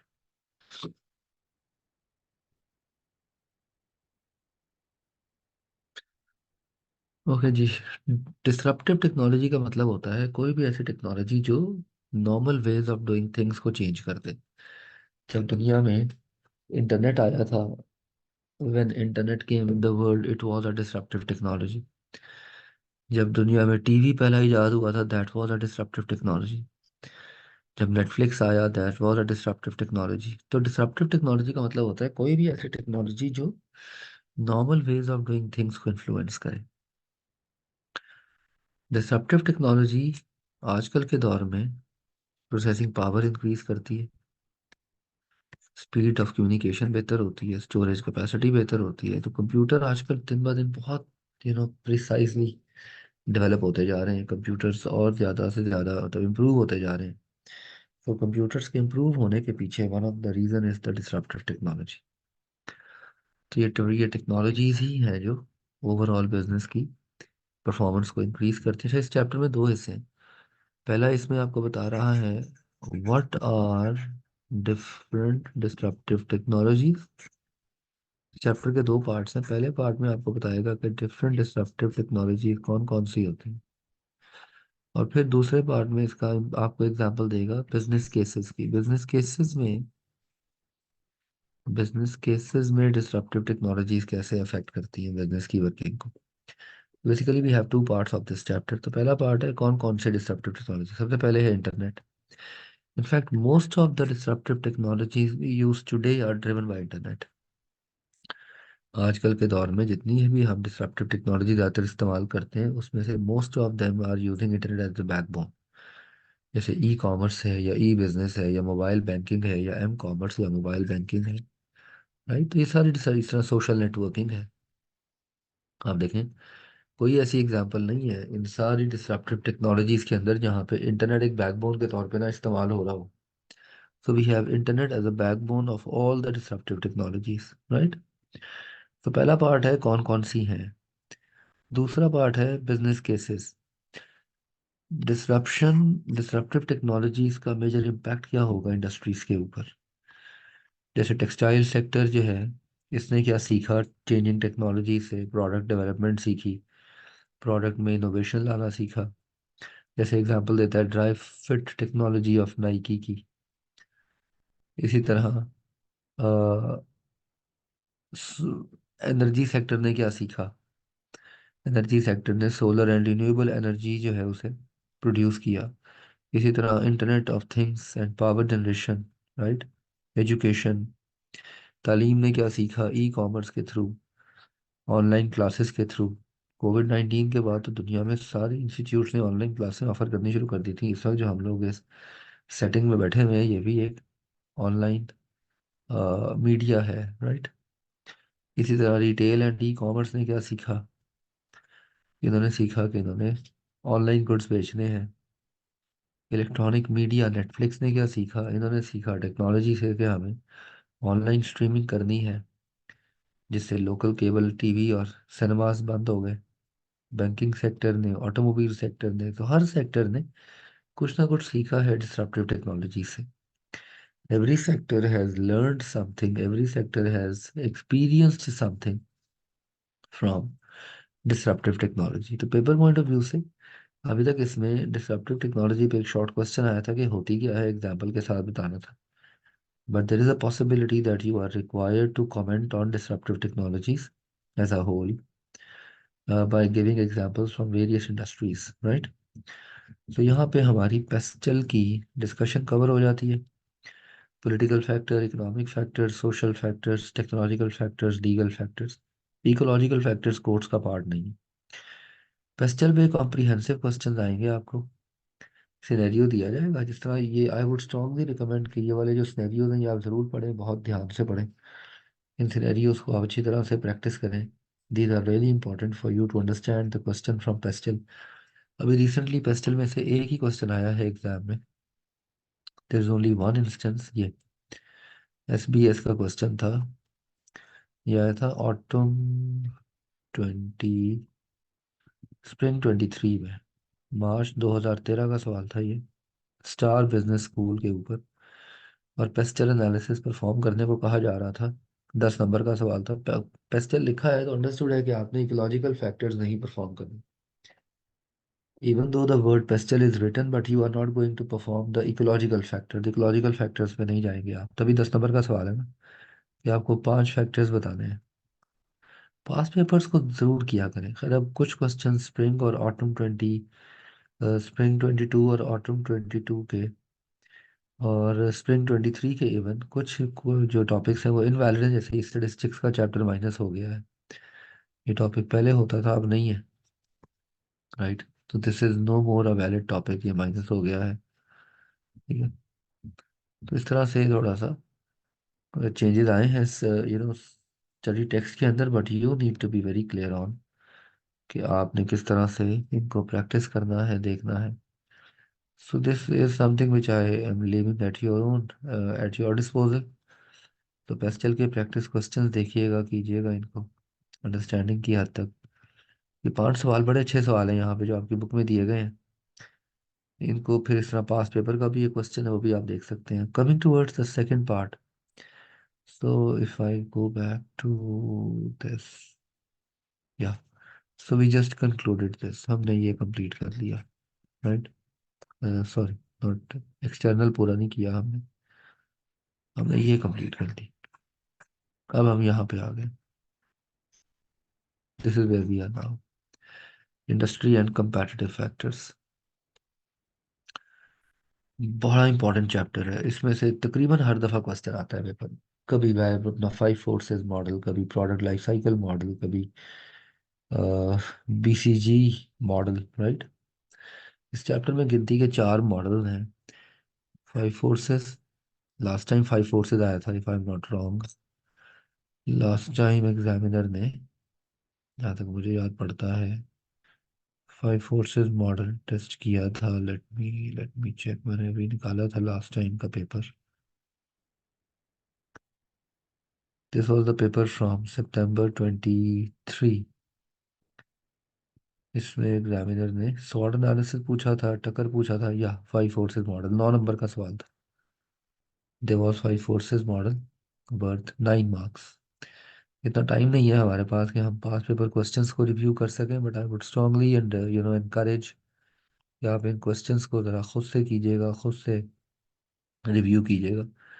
अब अपने आई कैप के रजिस्टर्ड लॉगिन से आपके पास कीज़ की एक्सेस भी होती है, आपके पास पास पेपर के सोल्यूशन की एक्सेस भी होती है, तो उसको भी आप रिव्यू कर सकते हैं once you have attempted it at your own. तो पहले आप खुद अटेम्प्ट किया करें क्वेश्चन, बाद में आप उसकी की को देखा करें, right? So you should attempt the question first and then you should look at the key। ये 4 मॉडल्स हैं 5 फोर्सेस, और ये बड़ा एक पैटर्न में अपेयर होते हैं। अब 5 फोर्सेस आ गया है, इससे पहले गालिबन बीसीजी का नंबर लगा था, लास्ट टाइम सॉर्ट आया था जो अपॉर्चुनिटी और थ्रेट का एक पोर्शन है इसमें। तो इस दफ़ा गालिब इम्कान है लाइफ साइकिल या BCG. as far as I remember, I guess life cycle is younger than BCG in past papers, तो BCG का आने का चांस हाईएस्ट है। BCG is the most probable topic at this time, right? तो इसमें बड़ा examiner एक crisp सा पैटर्न फॉलो करता है, आपको पैटर्न ऑब्जर्व कर सकते हैं पास पेपर्स में देख के क्वेश्चंस को। यू कैन सी कि किस तरह का पैटर्न नजर आ रहा है आपको पास पेपर्स में, अकॉर्डिंगली आप एक्ट करेंगे, अकॉर्डिंगली आप उसके ऊपर डेवलप करेंगे। So customer and markets competition क्या होता है, कस्टमर्स कौन होते हैं? इंडस्ट्री कहते हैं बेसिकली कलेक्शन ऑफ सप्लायर्स को, suppliers who manufacture and provide similar goods and services. जैसे एरोस्पेस इंडस्ट्री है, जैसे ऑटोमोबाइल इंडस्ट्री है। एक इंडस्ट्री के अंदर बहुत सारे सेगमेंट्स होते हैं, इंडस्ट्री बहुत बड़ी होती है। जैसे ऑटोमोबाइल इंडस्ट्री बहुत बड़ी है, उसमें ऑटोमोबाइल असेंबलर्स हैं, ओईएम्स हैं, उसमें स्पेयर पार्ट मैन्युफैक्चरर्स हैं, उसमें सर्विस प्रोवाइडर्स हैं। तो एक इंडस्ट्री के अंदर बहुत सारे सेगमेंट्स होते हैं। सेगमेंट एक इंडस्ट्री का सब पार्ट होता है जो ज़्यादा क्लोजली compete कर रहा होता है आपस में, उसमें कंपनी ज़्यादा क्लोजली compete कर रही होती है। फॉर एग्जांपल, इंश्योरेंस अगर एक इंडस्ट्री है तो उसमें life insurance, general insurance, auto insurance, सारे सेगमेंट्स हैं, राइट? कंपनीज डिफरेंट इंडस्ट्रीज में अपने goods and services same market को भी बेच सकती हैं, डिफरेंट मार्केट्स को भी बेच सकती हैं। इसी तरह मुख्तलिफ इंडस्ट्रीज में काम करने वाली कंपनीज आपस में compete कर सकती हैं। डिपेंड करता है आपका कस्टमर कौन है, आप किसको सर्व कर रहे हैं। इंडस्ट्रीज की टाइप्स होती हैं, ये पूरा चैप्टर आपको सी फैप में भी मिलेगा। You will find this whole chapter in your CFAP, you will find this whole chapter in your CFAP as well. तो एमएफए का बहुत सारा पोर्शन आपको सी फैप की तैयारी भी करा देता है साथ साथ। फ्रेगमेंटेड इंडस्ट्री होती है, इमर्जिंग इंडस्ट्री होती है, मेच्योर इंडस्ट्री होती है, डिक्लाइनिंग, ग्लोबल। ये क्वेश्चन अभी तक खैर टेस्ट तो नहीं हुआ, लेकिन आ सकता है, शॉर्ट क्वेश्चन एमसीक्यूज की हद तक तो आ सकता है। इंडस्ट्रीज कन्वर्ज भी होती है वक्त के साथ साथ। कन्वर्जेंस का मतलब ये होता है कि दो मुख्तलिफ इंडस्ट्रीज मिलकर उन्होंने अपने प्रोडक्ट लाइंस को मिला लिया है, उन्होंने अपनी प्रोडक्ट लाइंस को कंसोलिडेट कर लिया है, इसे हम इंडस्ट्री कन्वर्जेंस कहते हैं। For example, television broadcasters converge हो गए डेटा प्रोवाइडर्स के साथ, इसे कन्वर्जेंस कहते हैं। तो कन्वर्जेंस में तो पीटीसीएल स्मार्ट टीवी बन गया। अच्छा, कन्वर्जेंस सप्लाई लेड भी होती है, डिमांड लेड भी होती है। ये भी अभी तक अनटेस्टेड है टॉपिक, लेकिन इसके ऊपर भी आप क्वेश्चन, शॉर्ट क्वेश्चन एक्सपेक्ट कर सकते हैं।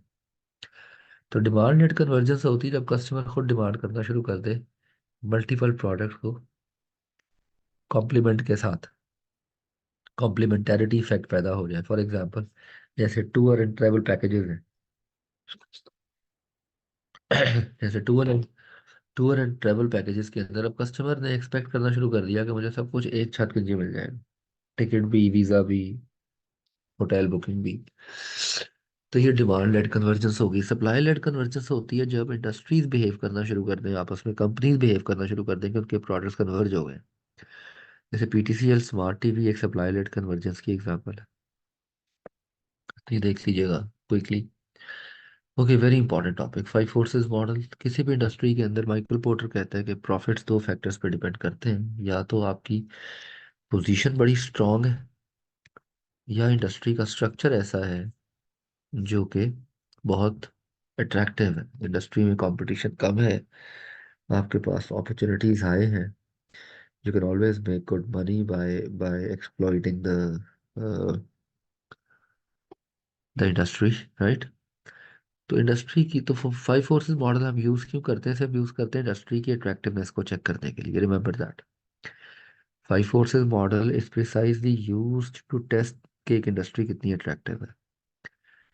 और ये फोर्सेस कौन कौन सी हैं? ये फोर्सेस हैं threat of new entrants, threat of substitutes, bargaining power of suppliers, bargaining power of customers, and competitive rivalry। अच्छा, आपको उन फैक्टर्स का पता होना चाहिए जिन फैक्टर्स से आप पता लगाएंगे कि ये फोर्स वीक है या स्ट्रांग है। फॉर एग्जांपल, पोटेंशियल एंट्रेंट्स की स्ट्रेंथ डिपेंड करती है एंट्री बैरियर्स के ऊपर। अगर एंट्री बैरियर्स लो होंगे तो पोटेंशियल एंट्रेंट्स की स्ट्रेंथ हाई होगी। अगर एंट्री बैरियर्स हाई होंगे तो पोटेंशियल एंट्रेंट्स की स्ट्रेंथ लो होगी। इसी तरह जितने ज़्यादा सब्स्टिट्यूट प्रोडक्ट्स अवेलेबल होंगे उतना इंडस्ट्री में प्रॉफिट मार्जिन्स कम होंगे। सप्लायर की बार्गेनिंग पावर को डिटरमिन करने वाले फैक्टर्स कौन कौन से हैं? कितने सप्लायर्स हैं, क्या सप्लाई कर रहे हैं, अ, वो जो सप्लाई कर रहे हैं वो कितना इंपॉर्टेंट पार्ट है उनके एंड प्रोडक्ट का। रिमेंबर, ये आपकी बुक के अंदर ये सारे पॉइंट्स लिस्ट किए हुए हैं।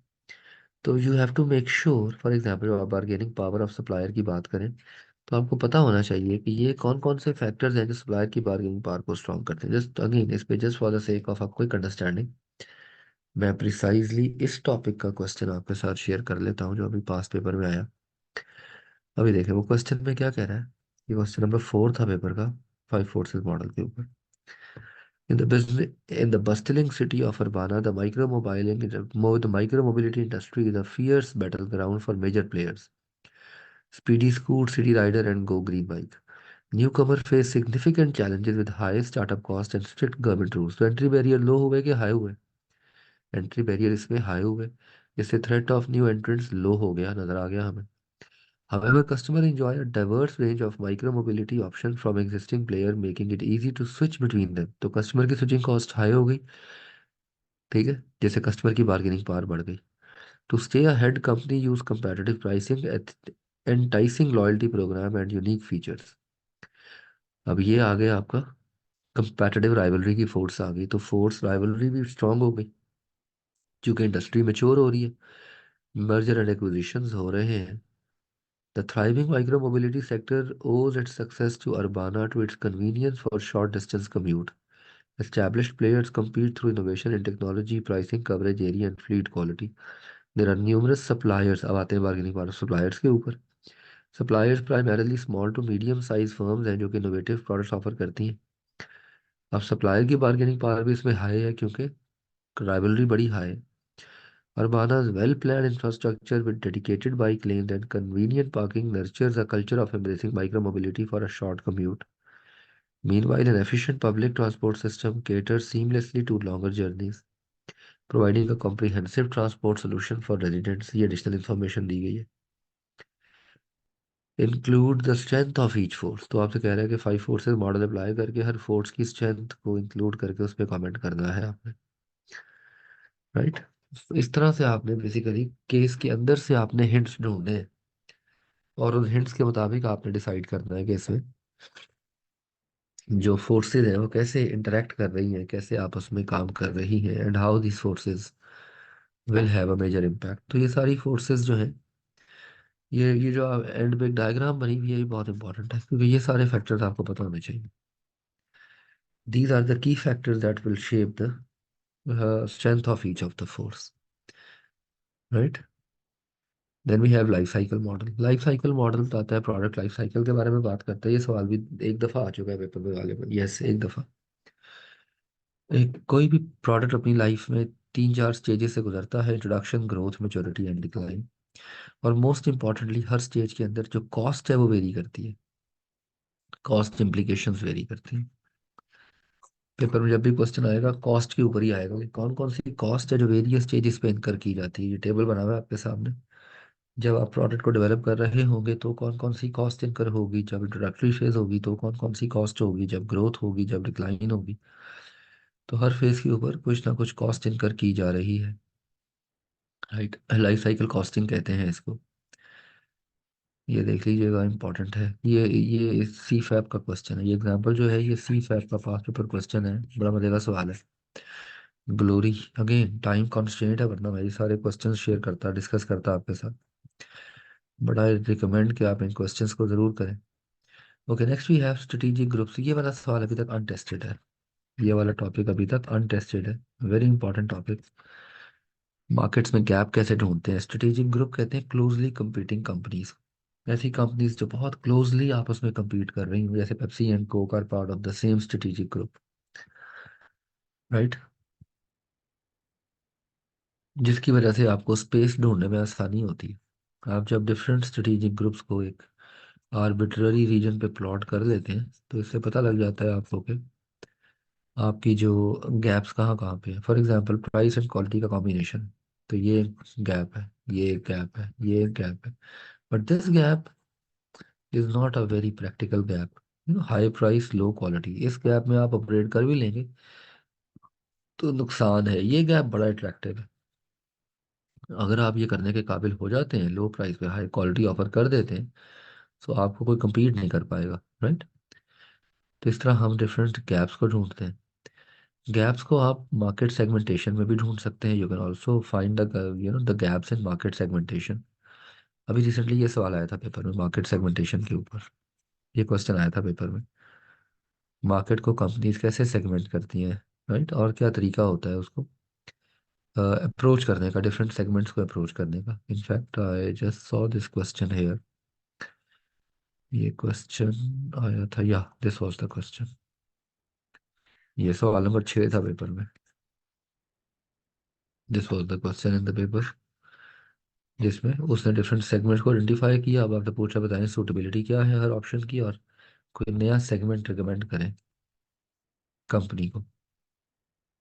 तो सेगमेंटेशन एक इंपॉर्टेंट टॉपिक है, right. Then we have BCG, Boston consulting group matrix. BCG में आप लोगों ने पढ़ा, आप लोगों ने सीखा कि किस तरह हम मार्केट शेयर और मार्केट साइज को कंपेयर करते हैं, और उसकी वजह से हम डिफरेंट प्रोडक्ट्स को प्लॉट करते हैं एक स्पेक्ट्रम के ऊपर।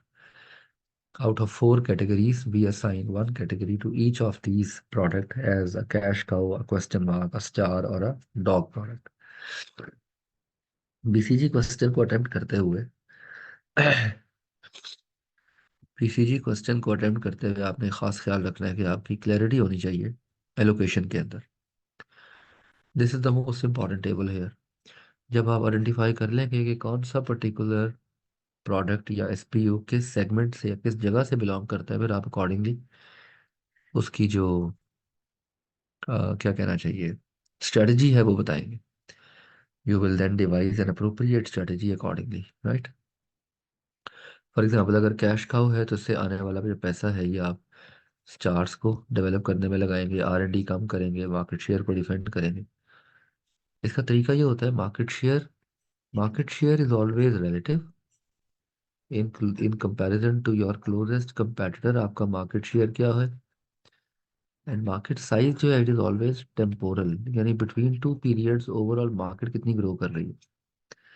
जैसे फॉर एग्जाम्पल 50 मिलियन की मार्केट ईयरली ग्रोथ कर करके 84 में चलेगी तो 68% एग्रीगेट ग्रोथ है, तो मार्केट ग्रोथ बहुत हाई है। 50 मिलियन में आपका शेयर था 4%, और अभी भी आपका शेयर तकरीबन 4% ही है, जबकि आपका जो क्लोजेस्ट कंपेटिटर है वो बैठा हुआ है कहाँ पे, 37% पे। राइट, तो it means that this is a question mark. Market growth high है लेकिन मार्केट शेयर आपका लो है। तो इस तरह पहले तो आप आइडेंटिफाई करेंगे, थोड़ा सा नंबर्स को डील करके। Again I am pretty sure कि ये चीज़ें आपने पहले पढ़ी हैं, समझी हैं। आप नंबर हैंडलिंग करके पहले डिटर्मिन करेंगे कि किस कैटेगरी में बिलोंग करता है आपका product, and then accordingly you will devise sorry, or you will recommend the appropriate strategy, right? So that's important. BCG की वीकनेसेस पे शॉर्ट क्वेश्चन आप एक्सपेक्ट कर सकते हैं। ये क्वेश्चन जो यहाँ दिए गए हैं, ये क्वेश्चन भी सी फैप लेवल क्वेश्चन है, ये भी सी फैप के प्रैक्टिस क्वेश्चन है, ये सी फैप के पास पेपर क्वेश्चन है, तो इनको भी देखिएगा। राइट, एंड देन अपॉर्चुनिटी है। देखिए, एक्सटर्नल एनवायरनमेंट हमेशा दो चीज़ें क्रिएट करती है, या अपॉर्चुनिटी या थ्रेट। इसको हम शॉर्ट में जाके अगले चैप्टर में कंप्लीट करेंगे। External environment always create through two things, either it creates an opportunity और इट क्रिएट्स अ थ्रेट। या ये आपके लिए कोई अपॉर्चुनिटी लेके आएगी, या ये आपके लिए कोई थ्रेट लेके आएगी। तो शॉर्ट हम डिस्कस फोर्थ चैप्टर में करते हैं, लेकिन अपॉर्चुनिटी और थ्रेट्स हम यहाँ कवर कर लेते हैं। Right, so this concludes our external analysis. यहाँ पे हमारी एक्सटर्नल एनालिसिस की डिस्कशन पूरी हो जाती है। This is what we just did. Paper में कलेक्टिवली ये पोर्शन आपको 20 मार्क्स देता है। पेपर में ये वाला पोर्शन आपको कलेक्टिवली 20 मार्क्स देता है। देख लेते हैं अभी। Let me just quickly review this with you in the last attempt. MCQs वगैरह देख के हम देखते हैं इसमें से कितने मार्क्स दिए थे आपको एग्जामिनर ने। तो क्विकली देख लें। अगर हम एमसीक्यूज को देखें तो एमसीक्यू नंबर 2 देखें, डिसरप्टिव टेक्नोलॉजी के ऊपर एमसीक्यू है, तो एक नंबर ये आ गया। विच of the following is not a component of micro economic, तो दूसरा एमसीक्यू आ गया। माइक्रो इकोनॉमिक में नहीं आता, कंज्यूमर बिहेवियर आते हैं, डिमांड सप्लाई आती है, मार्केट एनवायरनमेंट आती है, बी नहीं आता। राइट, तो दो क्वेश्चन हो गए। इसी तरह एक नंबर का आ गया एटीट्यूड एंड लाइफस्टाइल का, 3 मार्क्स हो गए। Right, 3 marks. Some external environment में से आपके पास 3 नंबर थे। Right, you have 3 marks from external environment. Right, in MCQs, of course MCQs के अंदर। उसके बाद यहाँ पे आपसे एग्जामिनर ने क्वेश्चन किया 9 नंबर का, शॉर्ट इसका 5 फोर्सेस का। राइट, सो ये हो गया आपके पास यहाँ पे 12 मार्क्स।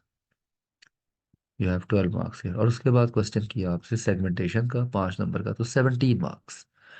तो आप देखें, एक्सटर्नल एनालिसिस में से 17 नंबर आए। जैसे मैंने कहा 20 marks plus minus, 20 marks plus minus 17 number आपसे टेस्ट किए एग्जामिनर ने, और फ्रॉम 23 में फ्रॉम एक्सटर्नल एनालिसिस। तो इसमें से 20 नंबर प्लस माइनस आते ही आते हैं।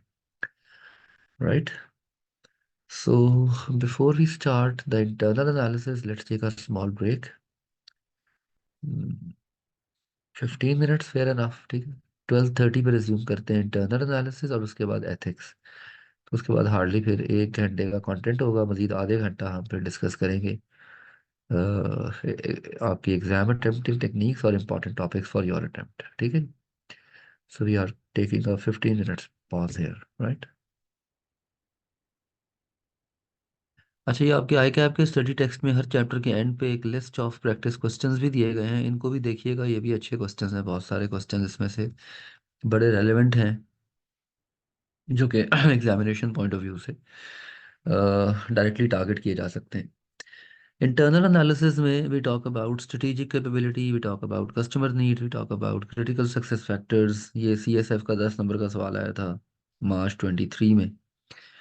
वैल्यू चेन बड़ा इंपॉर्टेंट मॉडल है, इनफैक्ट इट्स बीन लॉन्ग कि इसको टेस्ट नहीं किया गया। इस पे क्वेश्चन आ सकता है। कैपेबिलिटीज एंड कंपैटिटिव एडवांटेज कैसे क्रिएट की जाती है, और अल्टीमेटली फिर हम इसको क्लब करेंगे सॉर्ट के अंदर। लास्ट टाइम एग्जामिनर ने सॉर्ट टेस्ट किया था, लास्ट टाइम सॉर्ट का क्वेश्चन आया था। देखिए, कैपेबिलिटी का मतलब होता है anything that is that helps you to grow and to prosper.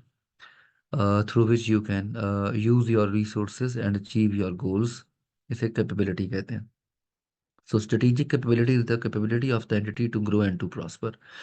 ये आती है कंपैरेटिव एडवांटेज से, जो आता है कोर कॉम्पिटेंस से। इसे कहते हैं resource based pyramid. This is called as resource based view of firm. ये फर्म का रिसोर्स बेस्ड व्यू कहलाता है। सबसे पहले रिसोर्सेज होते हैं, उससे आप अपनी कोर कॉम्पिटेंस को डेवलप करते हैं, फिर उन कोर कॉम्पिटेंसीज को आप कस्टमर तक पहुंचाते हैं वैल्यू चेन के थ्रू। यहाँ पे वैल्यू चेन मॉडल आ जाता है।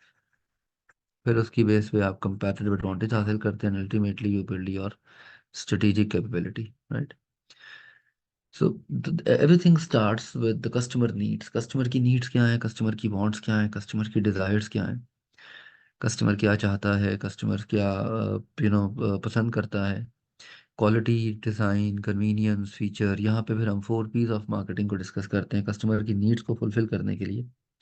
4 P's एक बड़ा कॉम्प्रिहेंसिव सा मॉडल है जिसको डिप्लॉय किया जाता है in order to understand what customer want and how the needs of the customer will be fulfilled. इसके लिए कंपनीज फिर यूज़ करती हैं क्रिटिकल सक्सेस फैक्टर्स। देखिए, आप अपने रिसोर्सेज को यूज़ करके अपने प्रोडक्ट को जब आप डेवलप करते हैं तो उसमें क्रिटिकल सक्सेस फैक्टर्स बहुत ज़रूरी होते हैं समझना। CSF मीन्स कि आपके प्रोडक्ट में क्या ऐसा है जो दूसरों के पास नहीं है।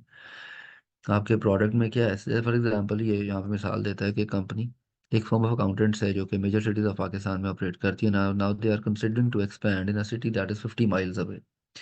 अब वो कौन कौन से क्रिटिकल सक्सेस फैक्टर्स हैं जिनके इस डिसीजन को इन्फ्लुएंस कर सकते हैं। For example, minimum number of corporate clients को अचीव करना, minimum number of private clients को अचीव करना, ये क्रिटिकल सक्सेस फैक्टर्स हो सकते हैं। तो पहले वो एक रेंज ऑफ फैक्टर्स बनाएंगे that might be having an impact on this decision, and out of these factors what are the critical success factors, right?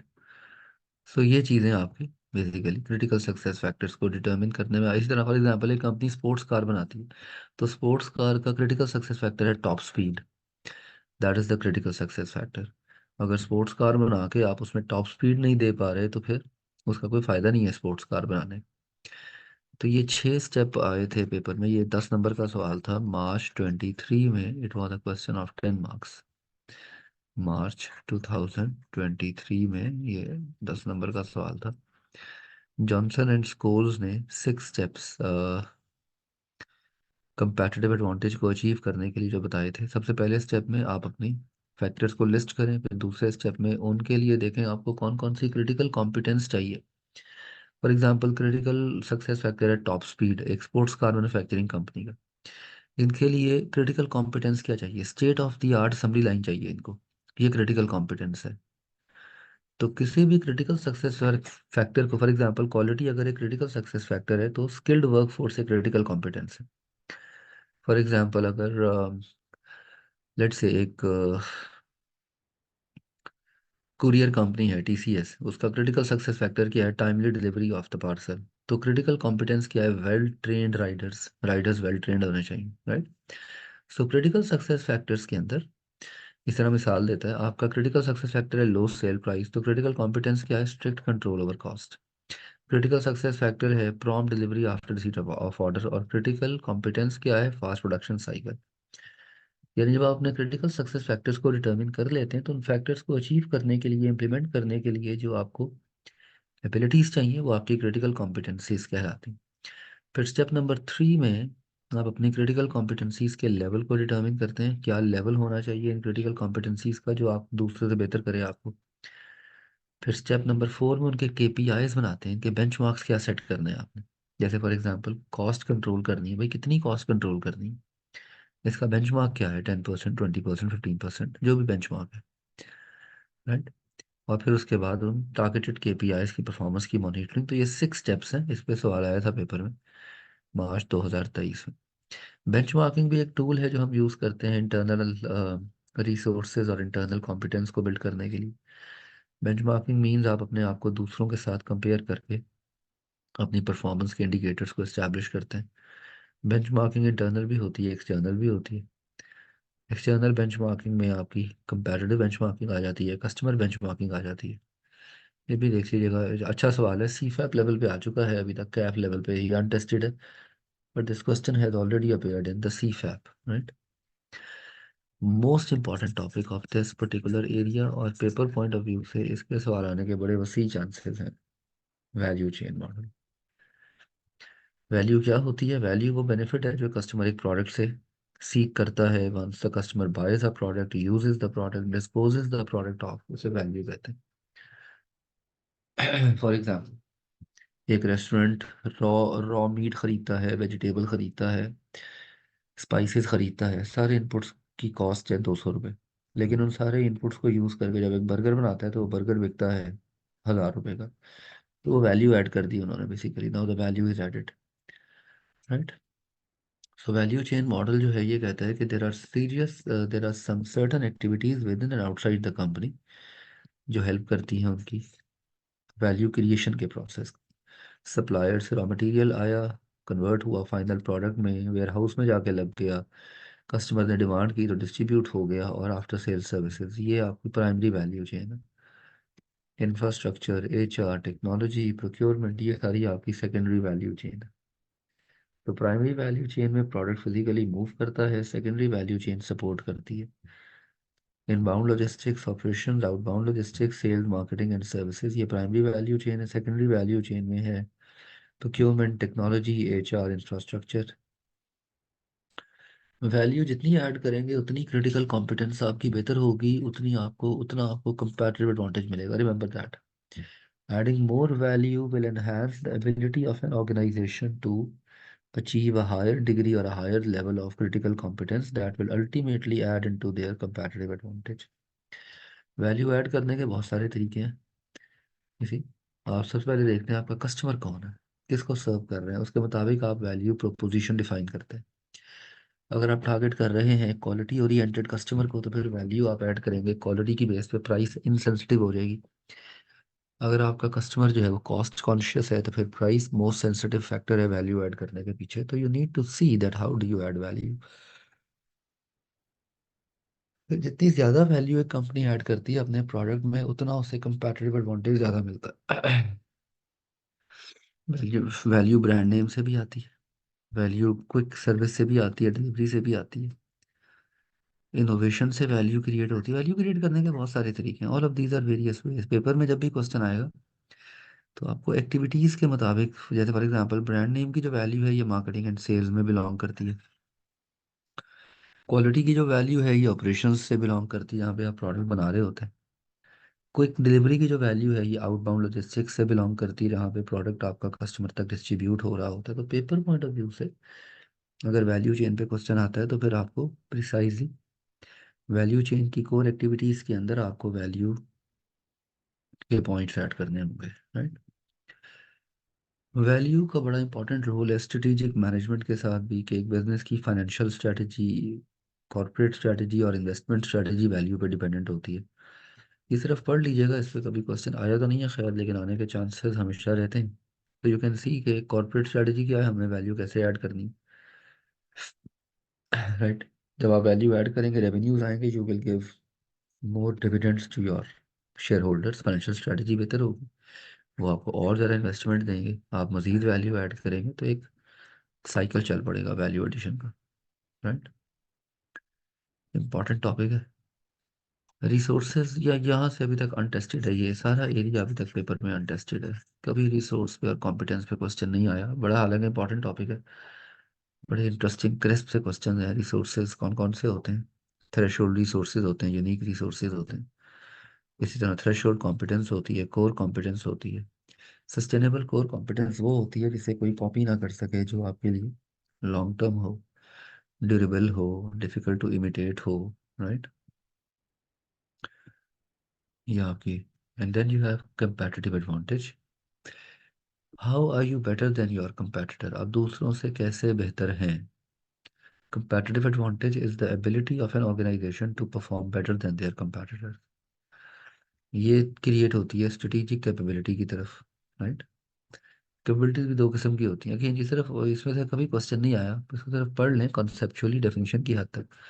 Dynamic capability वो होती है जो कंपनी कॉन्स्टेंटली अपडेट करती रहती है, नई नई कैपेबिलिटीज को प्रोड्यूस करना, अडेप्टेबिलिटी को डेवलप करना, ये these are your dynamic capabilities.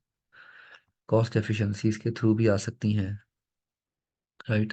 Scale economies के थ्रू भी आ सकती हैं, कॉर्पोरेट नॉलेज के थ्रू भी आ सकती हैं। तो इसको सिर्फ पढ़ लीजिएगा। This is not a direct scenario based question, इसमें से सिनेरियो आ नहीं सकता पेपर में, लेकिन अगर एमसीक्यू या कोई शॉर्ट क्वेश्चन आ गया तो आपको अटेम्प्ट करना आना चाहिए। ओके, जंपिंग टुवर्ड्स स्वॉट एनालिसिस। ये आखिरी पार्ट में दो मॉडल्स हैं, एक है ये आखिरी पार्ट में दो मॉडल्स हैं, एक है वायरो और एक है स्वॉट। वायरो अभी तक अनटेस्टेड है। VRIO is basically the resource audit. आपके रिसोर्स का ऑडिट है वायरो। एक रिसोर्स कितना वैल्यूएबल है, कितना नॉन इमिटेबल है, कितना रेयर है, कितना वेल ऑर्गेनाइज्ड है। तो पहले वायरो करते हैं। वायरो बैक ऑफ द माइंड हो रहा होता है। वायरो आपके रिसोर्स एनालिसिस का टूल है। लेकिन पेपर पॉइंट ऑफ व्यू से सवाल जो आएगा वो सॉर्ट पे ही आएगा। तो रिसोर्स ऑडिट जो है ये आपने देख जरूर लेना है। जैसे अभी एग्जाम में जो सॉर्ट का क्वेश्चन आया था पेपर में, let's quickly review that question. तो स्ट्रेंथ्स और वीकनेसेस आपकी इंटरनल होती है, अपॉर्चुनिटीज और थ्रेट्स आपके एक्सटर्नल होते हैं। ये देखें, अली एक मार्केटिंग मैनेजर है एक सॉफ्टवेयर कंपनी में जो कि मोबाइल ऐप डेवलपमेंट करती है। और अब वो इकरा नामी एक अरेबिक लैंग्वेज लर्निंग ऐप है जिसके लिए वो मार्केटिंग स्ट्रैटेजी बना रहे हैं। Despite Ikraj unique feature, user friend interface है, अब ये सारी इसकी स्ट्रेंथ्स हैं। Unique feature, user friend interface, cultural relevance, ये सारी स्ट्रेंथ्स हैं। द फियर्सली कंपेटिटिव मार्केट, ये थ्रेट है। एंड लिमिटेड ब्रांड रिकग्निशन, ये इसकी वीकनेस है। Post significant challenges. तो एक ही सेंटेंस में देखें, उसने आपको स्ट्रेंथ्स, वीकनेसेस और उसने आपको थ्रेट्स दे दिए। Catering to varying language learning perceptions and localization challenges within the region adds complexity to endeavor। अब ये भी वीकनेस है। देखें, कंट्रोलेबल है ना, आपको लैंग्वेज लर्निंग परसेप्शंस को कंट्रोल करना है ना। The marketing team must navigate this hurdle with a limited budget, ये भी वीकनेस है। While capitalising on factors like the growing smartphone penetration, ये अपॉर्चुनिटी है। Increasing interest in Arabic language, ये अपॉर्चुनिटी है। And using social media influencers marketing, ये भी opportunity है। Building partnership with education institution will also be crucial for reaching the target audience, ये भी opportunity है। To succeed, Ali's team must closely monitor and adapt to changes user preferences and promptly addressing any negative reviews or feedback. Right? Now this is also an opportunity कि वो closely monitoring करें। तो 6 number में sort करना था। Based on your answer A above, suggest how each identified threat could be tackled using strengths of ICRA। तो strengths को use करते हुए थ्रेट्स को कैसे टैकल करेंगे। फॉर एग्जाम्पल, एक स्ट्रेंथ आपने बताई यूनिक फीचर्स, एक थ्रेट आपने बताया फियर्स कंपेटिटिव मार्केट। तो अपने यूनिक फीचर्स को यूज़ करते हुए वो कंपटीशन को टारगेट करेंगे, कंपटीशन को ओवरकम कर सकते हैं। तो ये अब एक स्ट्रेंथ को यूज़ किया एक थ्रेट को रिड्यूस करने के लिए। राइट। इसी तरह एक और यहाँ पे थ्रेट है, लेट्स से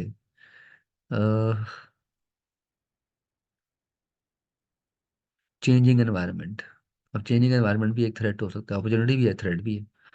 ठीक है, तो कल्चरल रेलेवेंस से ये इस थ्रेट को रिड्यूस कर सकते हैं। तो दो बताने थे कोई से। इसकी की ज़रूर देखिएगा कि उसने किस तरह से कौन कौन से थ्रेट्स उसने हाईलाइट किए हुए हैं, किस किस स्ट्रेंथ से टारगेट किए हुए हैं। राइट, तो शॉर्ट एनालिसिस पे जब भी आएगा सिनेरियो आएगा। Very important topic, very relevant topic, highly highly crisp topic in order to ensure a good scoring in the examination. Okay, let's move to ICT. ICT is chapter number 4, Information and Communication Technology, ICT। इस chapter में से कभी कभी question आ जाता होता है। अभी recently इसमें से एनक्रिप्शन का सवाल आया था। एनक्रिप्शन में पब्लिक एंड प्राइवेट की कैसे इस्तेमाल होती है, किस तरह से यूज़ की जाती है। सो टेक्नोलॉजिकल इम्पैक्ट क्या होता है वर्किंग मेथड्स के ऊपर। देखें, टेक्नोलॉजी से वर्किंग मेथड्स चेंज होता है। फॉर एग्जांपल, जब टेक्नोलॉजी नहीं थी तो मैनुअल वर्किंग होती थी। Now we have technology, so we are now moving more towards automated working. Technology से गुड्स एंड सर्विसेज चेंज होते हैं। इसी टेक्नोलॉजी से इंफ्रास्ट्रक्चर चेंज होता है इदारे का। इसमें से आउटसोर्सिंग पे भी एक क्वेश्चन आ चुका है पेपर में ऑलरेडी। तो अभी तक इस चैप्टर में से आउटसोर्सिंग का टॉपिक टेस्ट हो चुका है इंफ्रास्ट्रक्चर के अंदर। वर्चुअल कंपनी का क्वेश्चन BMBS में आता होता है, CFAP में भी आता होता है, अभी तक यहाँ नहीं आया। वर्चुअल कंपनी क्या होती है, वेरी इंपॉर्टेंट। बिग डेटा की डेफिनेशन, AI, बहुत इंपॉर्टेंट एरियाज हैं। Big data is the use of the data, the frequency of the data that is being generated and how it is being used for effective decision making। AI, artificial intelligent systems, right.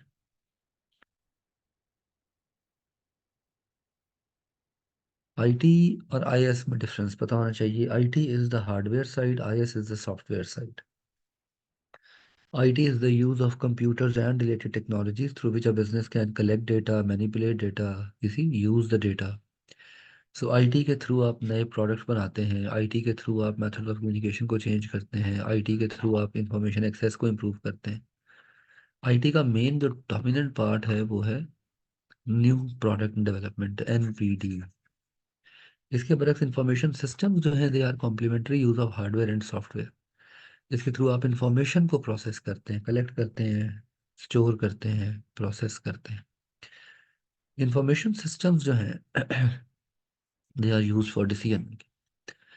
IT का जो role है that is NPD, product development innovation. Information systems का जो role है that is improved decision making. Information system की types ये आ चुकी हैं पेपर में। ये पहली अटेम्प्ट में आया था question, in the very first attempt this question was there. Scenarios दे दिए गए थे, कहा गया था बताएं कौन कौन सी टाइप जो है वो एग्जिस्ट कर रही है हेयर। ये 7 नंबर का सवाल था, 7 मार्क्स का क्वेश्चन था। 5 लिस्ट दे दी गई थी और कहा था ब्रीफली एक्सप्लेन करें कौन कौन सी टाइप है इंफॉर्मेशन सिस्टम की। So paper point of view से अगेन, आप normally whenever I used to teach this course earlier, मैं हमेशा पास पेपर क्वेश्चंस के साथ और एग्जांपल्स के साथ ही लिंक करता था टॉपिक्स को। इससे ये होता है कि अंडरस्टैंडिंग बेहतर हो जाती है। तो आपका ये रोल होना चाहिए, आपका ये काम होना चाहिए कि आप किसी भी टॉपिक को प्रिपेयर करते हुए उसके आगे अगर वो क्वेश्चन किसी ना किसी वे में पास पेपर में आ चुका है, वेदर एमसीक्यू उसकी फॉर्म में आया है या किसी भी फॉर्म में आया है, आप उस क्वेश्चन का लिंक लिख दिया करें, यानी अटेम्प्ट कौन सी थी और क्वेश्चन नंबर कौन सा था। इससे ये है कि मेमोरी रिकॉल बेहतर हो जाता है कि जैसे ही आप दोबारा उस टॉपिक को पढ़ रहे होते हैं, जैसे ही आप उस टॉपिक पे काम कर रहे होते हैं, आपका मेमोरी रिकॉल बहुत अच्छा हो जाता है, right. So TPS, MSS, DIS, तो as I just told you, IS का जो मेजर रोल है वो है क्वालिटी ऑफ डिसीजन मेकिंग की तरफ। Very simple. यहाँ पे डेटा और इंफॉर्मेशन सिस्टम्स का बड़ा इंपॉर्टेंट रोल है। डेफिनेशन की हद तक डेटा वेयर हाउसेज क्या होते हैं, डेटा मार्ट्स क्या होती हैं। Data warehouses basically databases का अमलगमेट होता है। डेटा वेयर हाउसेज जो है इसके अंदर एक मिक्सचर होता है, एक अमलगमेट होता है जो बताता है कि मल्टीपल डेटाबेसेस आपने कैसे कलेक्ट किए। डेटा मार्ट एक स्मॉलर कॉन्सेप्ट है। डेटा मार्ट का मतलब होता है कि इजीली और क्विकली फेच डेटा जो किसी डेटा वेयर हाउस से निकाल के फ़ौरन ले आएंगे आप, वो डेटा मार्ट्स में स्टोर होता है, इजी प्रोसेसिंग के लिए इस्तेमाल होता है। It is use for quick processing, right. इसे हम डेटा मार्ट कहते हैं।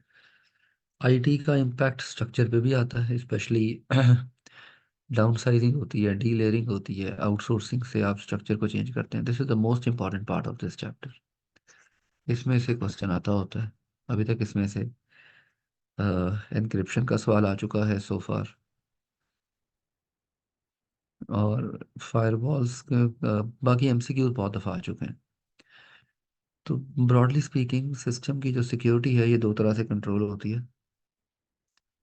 सिस्टम की जो सिक्योरिटी है इसको कंट्रोल करने के ब्रॉडली दो तरीके होते हैं।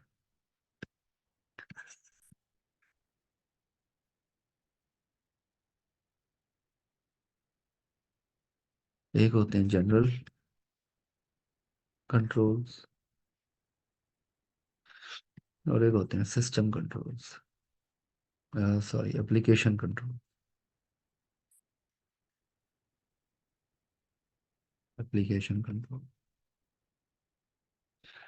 जनरल कंट्रोल में आगे दो कंट्रोल हैं, फिजिकल कंट्रोल मेजर्स और सिस्टम कंट्रोल मेजर्स हैं। और ज़्यादातर सिस्टम कंट्रोल मेजर्स ही डिस्कस हो रही हैं। Password, encryption, viruses, antiviruses, right. सारी सिस्टम कंट्रोल मेजर्स पे ही बात हो रही है। तो इस चैप्टर में जो मेन एरिया डिस्कस किया जा रहा है वो सिस्टम कंट्रोल है। थ्रेट्स क्या क्या हो सकते हैं, डेटा एंट्री सही नहीं हो रही, टेक्निकल एरर है, साबोटाज है, कोई क्रिमिनल एक्टिविटी है। जनरल कंट्रोल्स के अंदर फिजिकल एक्सेस कंट्रोल्स हैं, राइट। और system software control, password, encryption, firewalls. तो बारी बारी इनको देख लेते हैं। Physical access controls are very simple. किसी ऐसी जगह पे रखें सिस्टम को जहाँ पे फिजिकल डैमेज ना हो, सैलाब का खतरा ना हो। For example put locks on the doors, shutter proof glass, तमाम चीज़ें। पासवर्ड्स पे सवाल सी फैब लेवल पे आ चुका है ऑलरेडी। बड़ा इंटरेस्टिंग टॉपिक है। Sequence of alphanumeric characters that will help you to make sure that you provide the system with a combination of alphanumeric characters to access your secure data. Passwords की guidelines क्या हैं, अच्छे passwords कैसे होते हैं, बड़ा important area है। ये सवाल अभी आया था पेपर में एन्क्रिप्शन के ऊपर। This is the latest question that appeared here. Encryption decryption पे सवाल था ये। वेयर इट इज, या 6 नंबर का सवाल था। पाक हेल्थ केयर एक एक्सपेंडिंग मेडिकल फैसिलिटी है जिसकी 3 ब्रांचेज हैं शहर में। कॉन्फिडेंशियलिटी ऑफ इंफॉर्मेशन जो है वो बड़ी कंसर्न है इनका। पब्लिक प्राइवेट की इंक्रिप्शन यूज़ करते हैं। पब्लिक प्राइवेट की होती क्या है? पब्लिक की इंक्रिप्शन के लिए इस्तेमाल होती है, प्राइवेट की डिक्रिप्शन के लिए इस्तेमाल होती है। और करेक्टिव मेजर्स भी आपने बताने हैं। शहजाद के कंसर्न्स क्या हैं? कि वो अपनी पब्लिक की यूज़ करता है डेटा को इंक्रिप्ट करने के लिए, और प्राइवेट की एक सिक्योर चैट चैनल के थ्रू एक कोलीग को भेज देता, right. You can not use your personnel public की, इसमें और ज़्यादा सिक्योरिटी ब्रीच बढ़ जाता है, राइट। सो पब्लिक प्राइवेट की का कॉम्बिनेशन। तो ये इस पैराग्राफ में क्वेश्चन था। फिर फायरवॉल्स क्या होती हैं? Firewalls are basically the hardware and software that are used to restrict the access of the data to only a limited number of audience. Viruses वो प्रोग्राम्स हैं जो कंप्यूटर्स के अंदर बनाए जाते हैं, जो कंप्यूटर में डेलिब्रेट नुकसान पहुंचाने के लिए इस्तेमाल होते हैं। वायरसेस किसी भी वे में आ सकते हैं। The most common source of a virus attacking your system is internet and the external media that you connect with your computer, जैसे यूएसबी ड्राइव्स हैं, सबसे कॉमन सोर्स है। इंटरनेट से भी बहुत सारे वायरसेस आ जाते हैं आपके सिस्टम में। एप्लीकेशन कंट्रोल्स बिल्ट इन होते हैं, जैसे फॉर एग्जांपल स्पेल चेक है वर्ड का, ये एप्लीकेशन कंट्रोल है। ये एक्सेल का नंबर चेक है, न्यूमेरिक चेक है, ये एप्लीकेशन कंट्रोल है। एप्लीकेशन कंट्रोल्स डेटा की वैलिडिटी को डिफाइन करते हैं, डेटा की वैलिडिटी को इम्प्रूव करने में आपकी आपकी हेल्प करते हैं, राइट।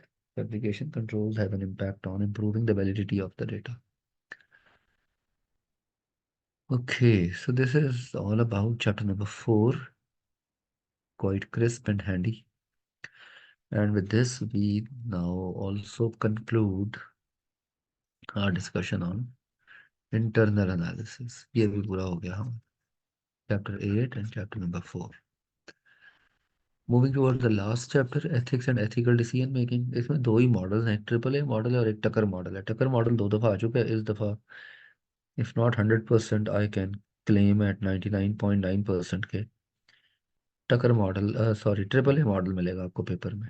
तो you might be witnessing triple A model in your examination from this chapter. तो इसको भी एक दफ़ा देख लेते हैं quickly and then we will conclude the discussion on the content. फिर कुछ इंपॉर्टेंट एरियाज आपको बताऊंगा, और पेपर को कैसे अटेम्प्ट करना है, आपने किन चीज़ों का ख्याल रखना है, उसमें थोड़ी बहुत डिस्कशन करेंगे and that's it. So if I quickly jump to chapter number 9 which is coming right ahead here. ये टॉपिक एथिक्स का तो और बहुत सारे सब्जेक्ट्स का पार्ट है आपका। In many other subjects you have already discussing this topic of ethics.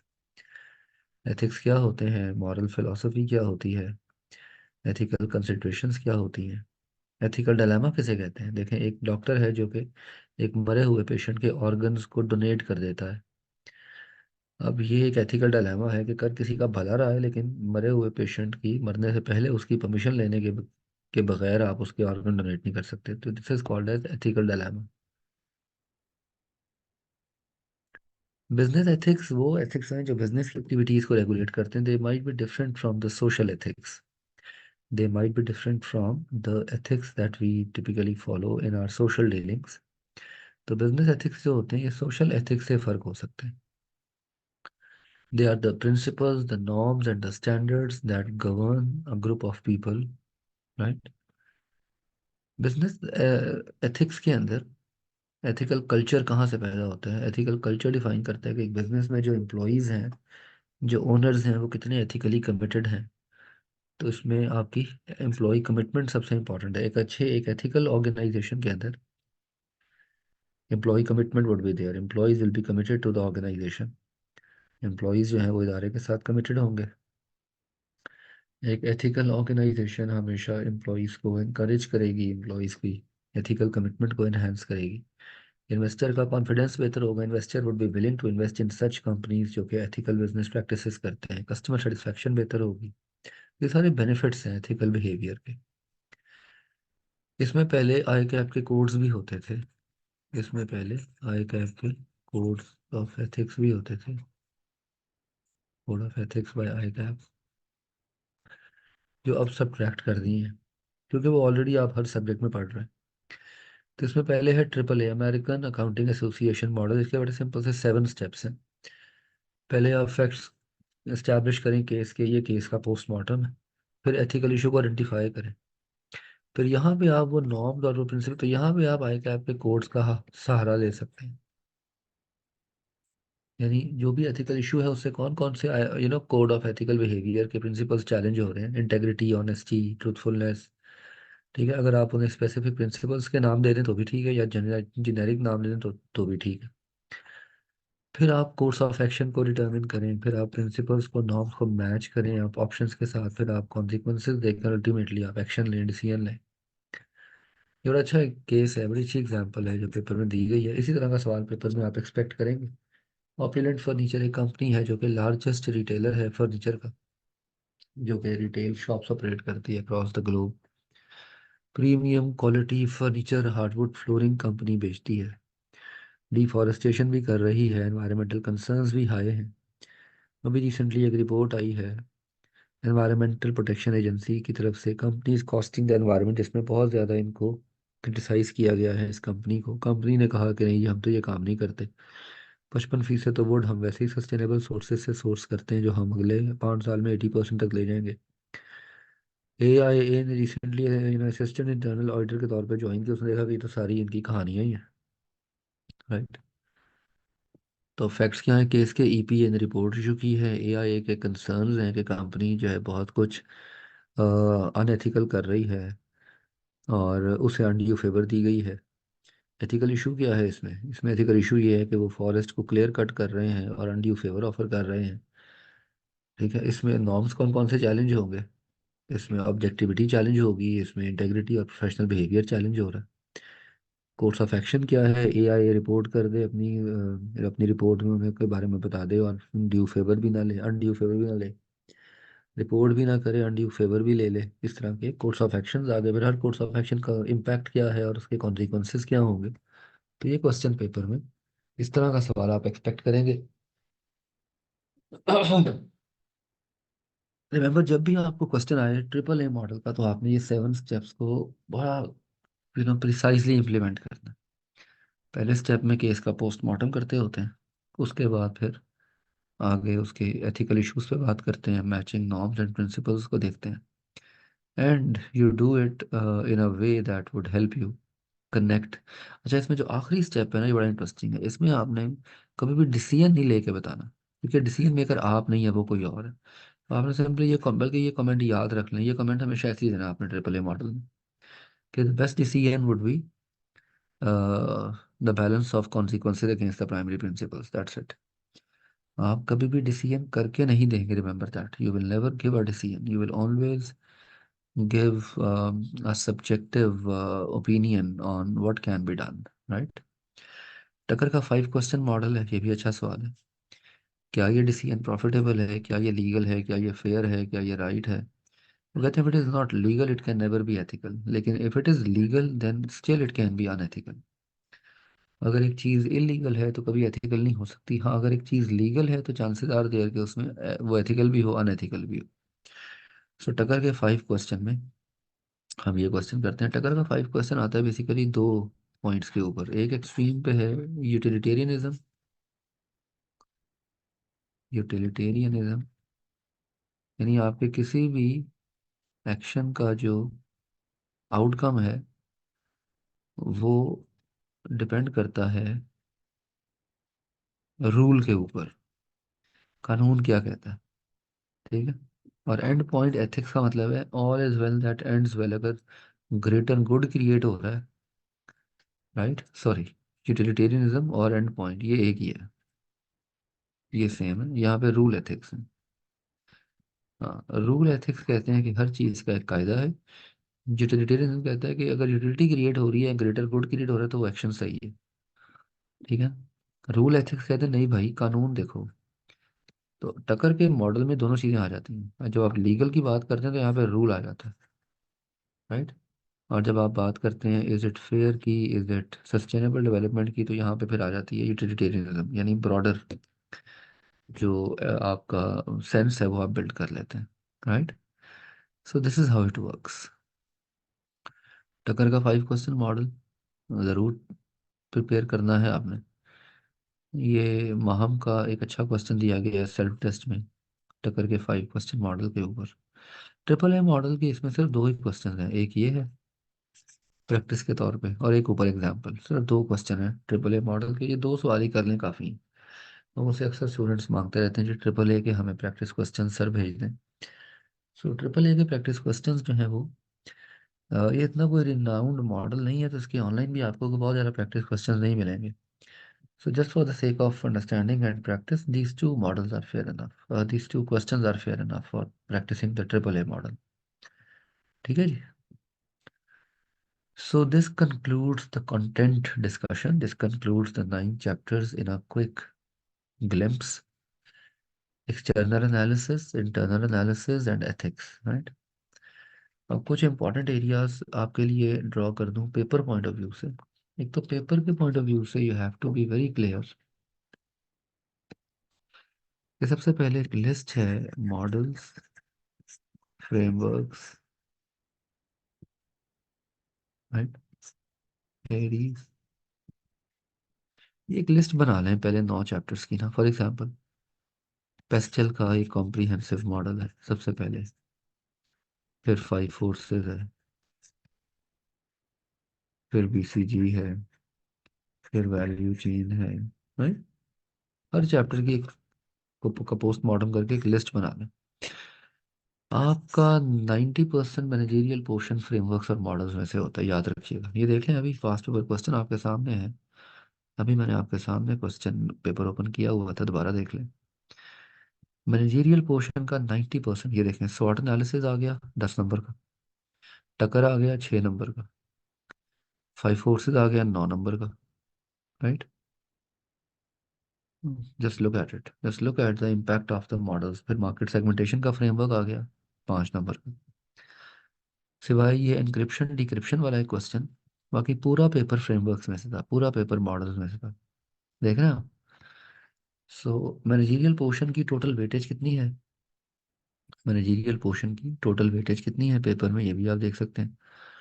जैसे सेक्शन ए में से 1 नंबर डिस्ट्रप्टिव टेक्नोलॉजी का, 1 नंबर एनवायरनमेंट का, 1 नंबर एटीट्यूड लाइफस्टाइल का, 3 मार्क्स हो गए। और ईआरपी 1 नंबर, ये 4 मार्क्स हो गए। And that's it. तो 4 मार्क्स एमसीक्यूज में से कवर हुए, राइट। उसके बाद 10 मार्क्स शॉर्ट के कवर हुए 14। उसके बाद टक्कर के 6 नंबर कवर हुए 20। 9 मार्क्स 5 फोर्सेस के 29। 6 मार्क्स पब्लिक प्राइवेट इंक्रिप्शन के 35। And 5 exactly 40। So exactly 40 marks test किए एग्जामिनर ने मैनेजरियल में से। आपके सामने है इसका ब्रेकअप, यू कैन सी। तो पहला, सबसे पहला काम, आप जो लिस्ट है ना फ्रेमवर्क्स की और मॉडल्स की, ये कंपाइल कर लें जरा, एक अच्छी सी लिस्ट बना लें। ठीक है। जस्ट, और ये लिस्ट जो है ये की टू सक्सेस है आपकी। मॉडल्स प्रिपेयर्ड होंगे, वेल प्रैक्टिस्ड होंगे, तो आई कैन अश्योर यू कि मैनेजरियल पोर्शन में आपके मार्क्स कंफर्टेबली स्कोर हो जाएंगे। अगर आपके मॉडल्स प्रिपेयर्ड नहीं हैं, वेल प्रैक्टिस्ड नहीं हैं, तो फिर मैनेजरियल पोर्शन आपको तंग करेगा, बहुत दिक्कत देगा। राइट। इंपॉर्टेंट एरियाज में से PESTEL as a whole very important topic. PESTEL पे कॉम्प्रिहेंसिव क्वेश्चन भी आ सकता है, इंडिविजुअल फैक्टर्स पे भी क्वेश्चन आता है, पर आई पर्सनली बिलीव कि पेस्टल पे सिंगल सिनेरियो इस दफा आने के चांसेस ज्यादा हैं। अभी तक ये सिर्फ एक दफा आया है 4 अटेम्प्ट्स में। SBS वाला क्वेश्चन देखा हमने। So pestle is very important. BCG is highly important. Boston Consulting Group matrix very very important, right? From 7 chapters. Value chain holds special importance, right? From chapter number 9, ठीक है।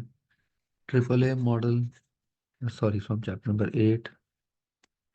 Triple A model from chapter number 9। ये note कर लें, ये कुछ most important areas हैं जो examination point of view में आपको हेल्प आउट करेंगे। So these are the most prominent areas that are highly probable to be tested in your examination, right? अच्छा, इसके अलावा चैप्टर नंबर 4 में से रिसोर्सेज, ये तो मॉडल्स हैं। कॉम्पिटेंस की डिस्कशन, पेस्टल में से knowledge based question,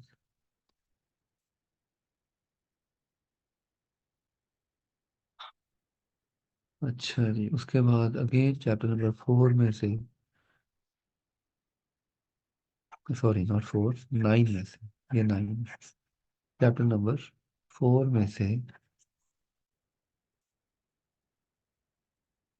information systems की टाइप्स, राइट। तो ये कुछ इंपॉर्टेंट एरियाज हैं जिसके ऊपर आपकी आपकी कैपेसिटी बिल्ड होनी चाहिए, and these will help you ideally paper में, एग्जामिनेशन के अंदर। आए अगेन, अपनी अपनी चॉइस होती है। पहले दो डिफरेंट बुकलेट्स दी जाती थी, टू माय नॉलेज पहले दो डिफरेंट बुकलेट दी जाती थी, मैनेजरियल की अलग, फाइनेंशियल की अलग। अब सिंगल बुकलेट दी जाती है। Now you are given a single booklet, now you are not given two different booklets, now you are given single booklets, right. अब आपको एक सिंगल बुकलेट दी जाती है, और उस एक बुकलेट के अंदर अब आपको दोनों पार्ट्स अटेम्प्ट करने होते हैं।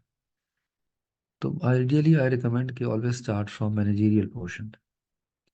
मेरी सजेशन होती है स्टूडेंट्स को कि मैनेजरियल से स्टार्ट किया करें। कॉन्फिडेंस बेहतर होता है, कॉन्फिडेंस बूस्ट होता है। एग्जैक्ट रिक्वायरमेंट्स पढ़नी है आपने क्वेश्चन की।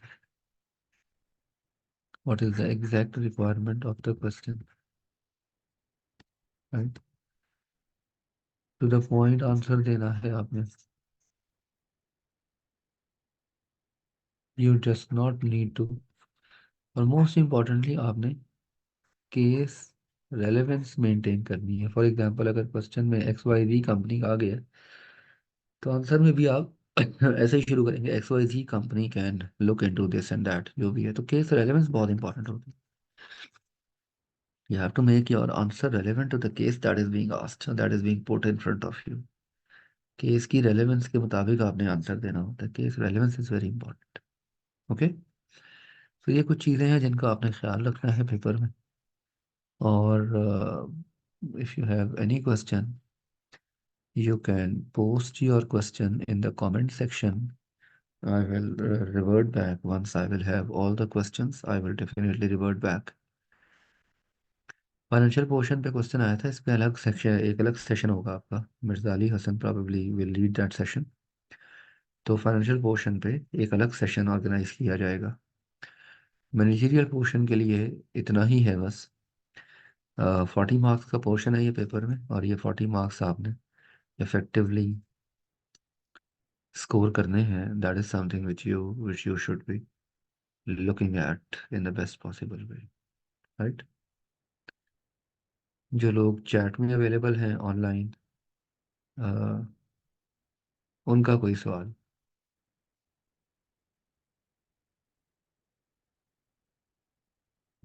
जो लोग चैट में अवेलेबल हैं ऑनलाइन, जूम पे अवेलेबल हैं ऑनलाइन, उनका कोई सवाल, एनीवन हैविंग एनी क्वेश्चन?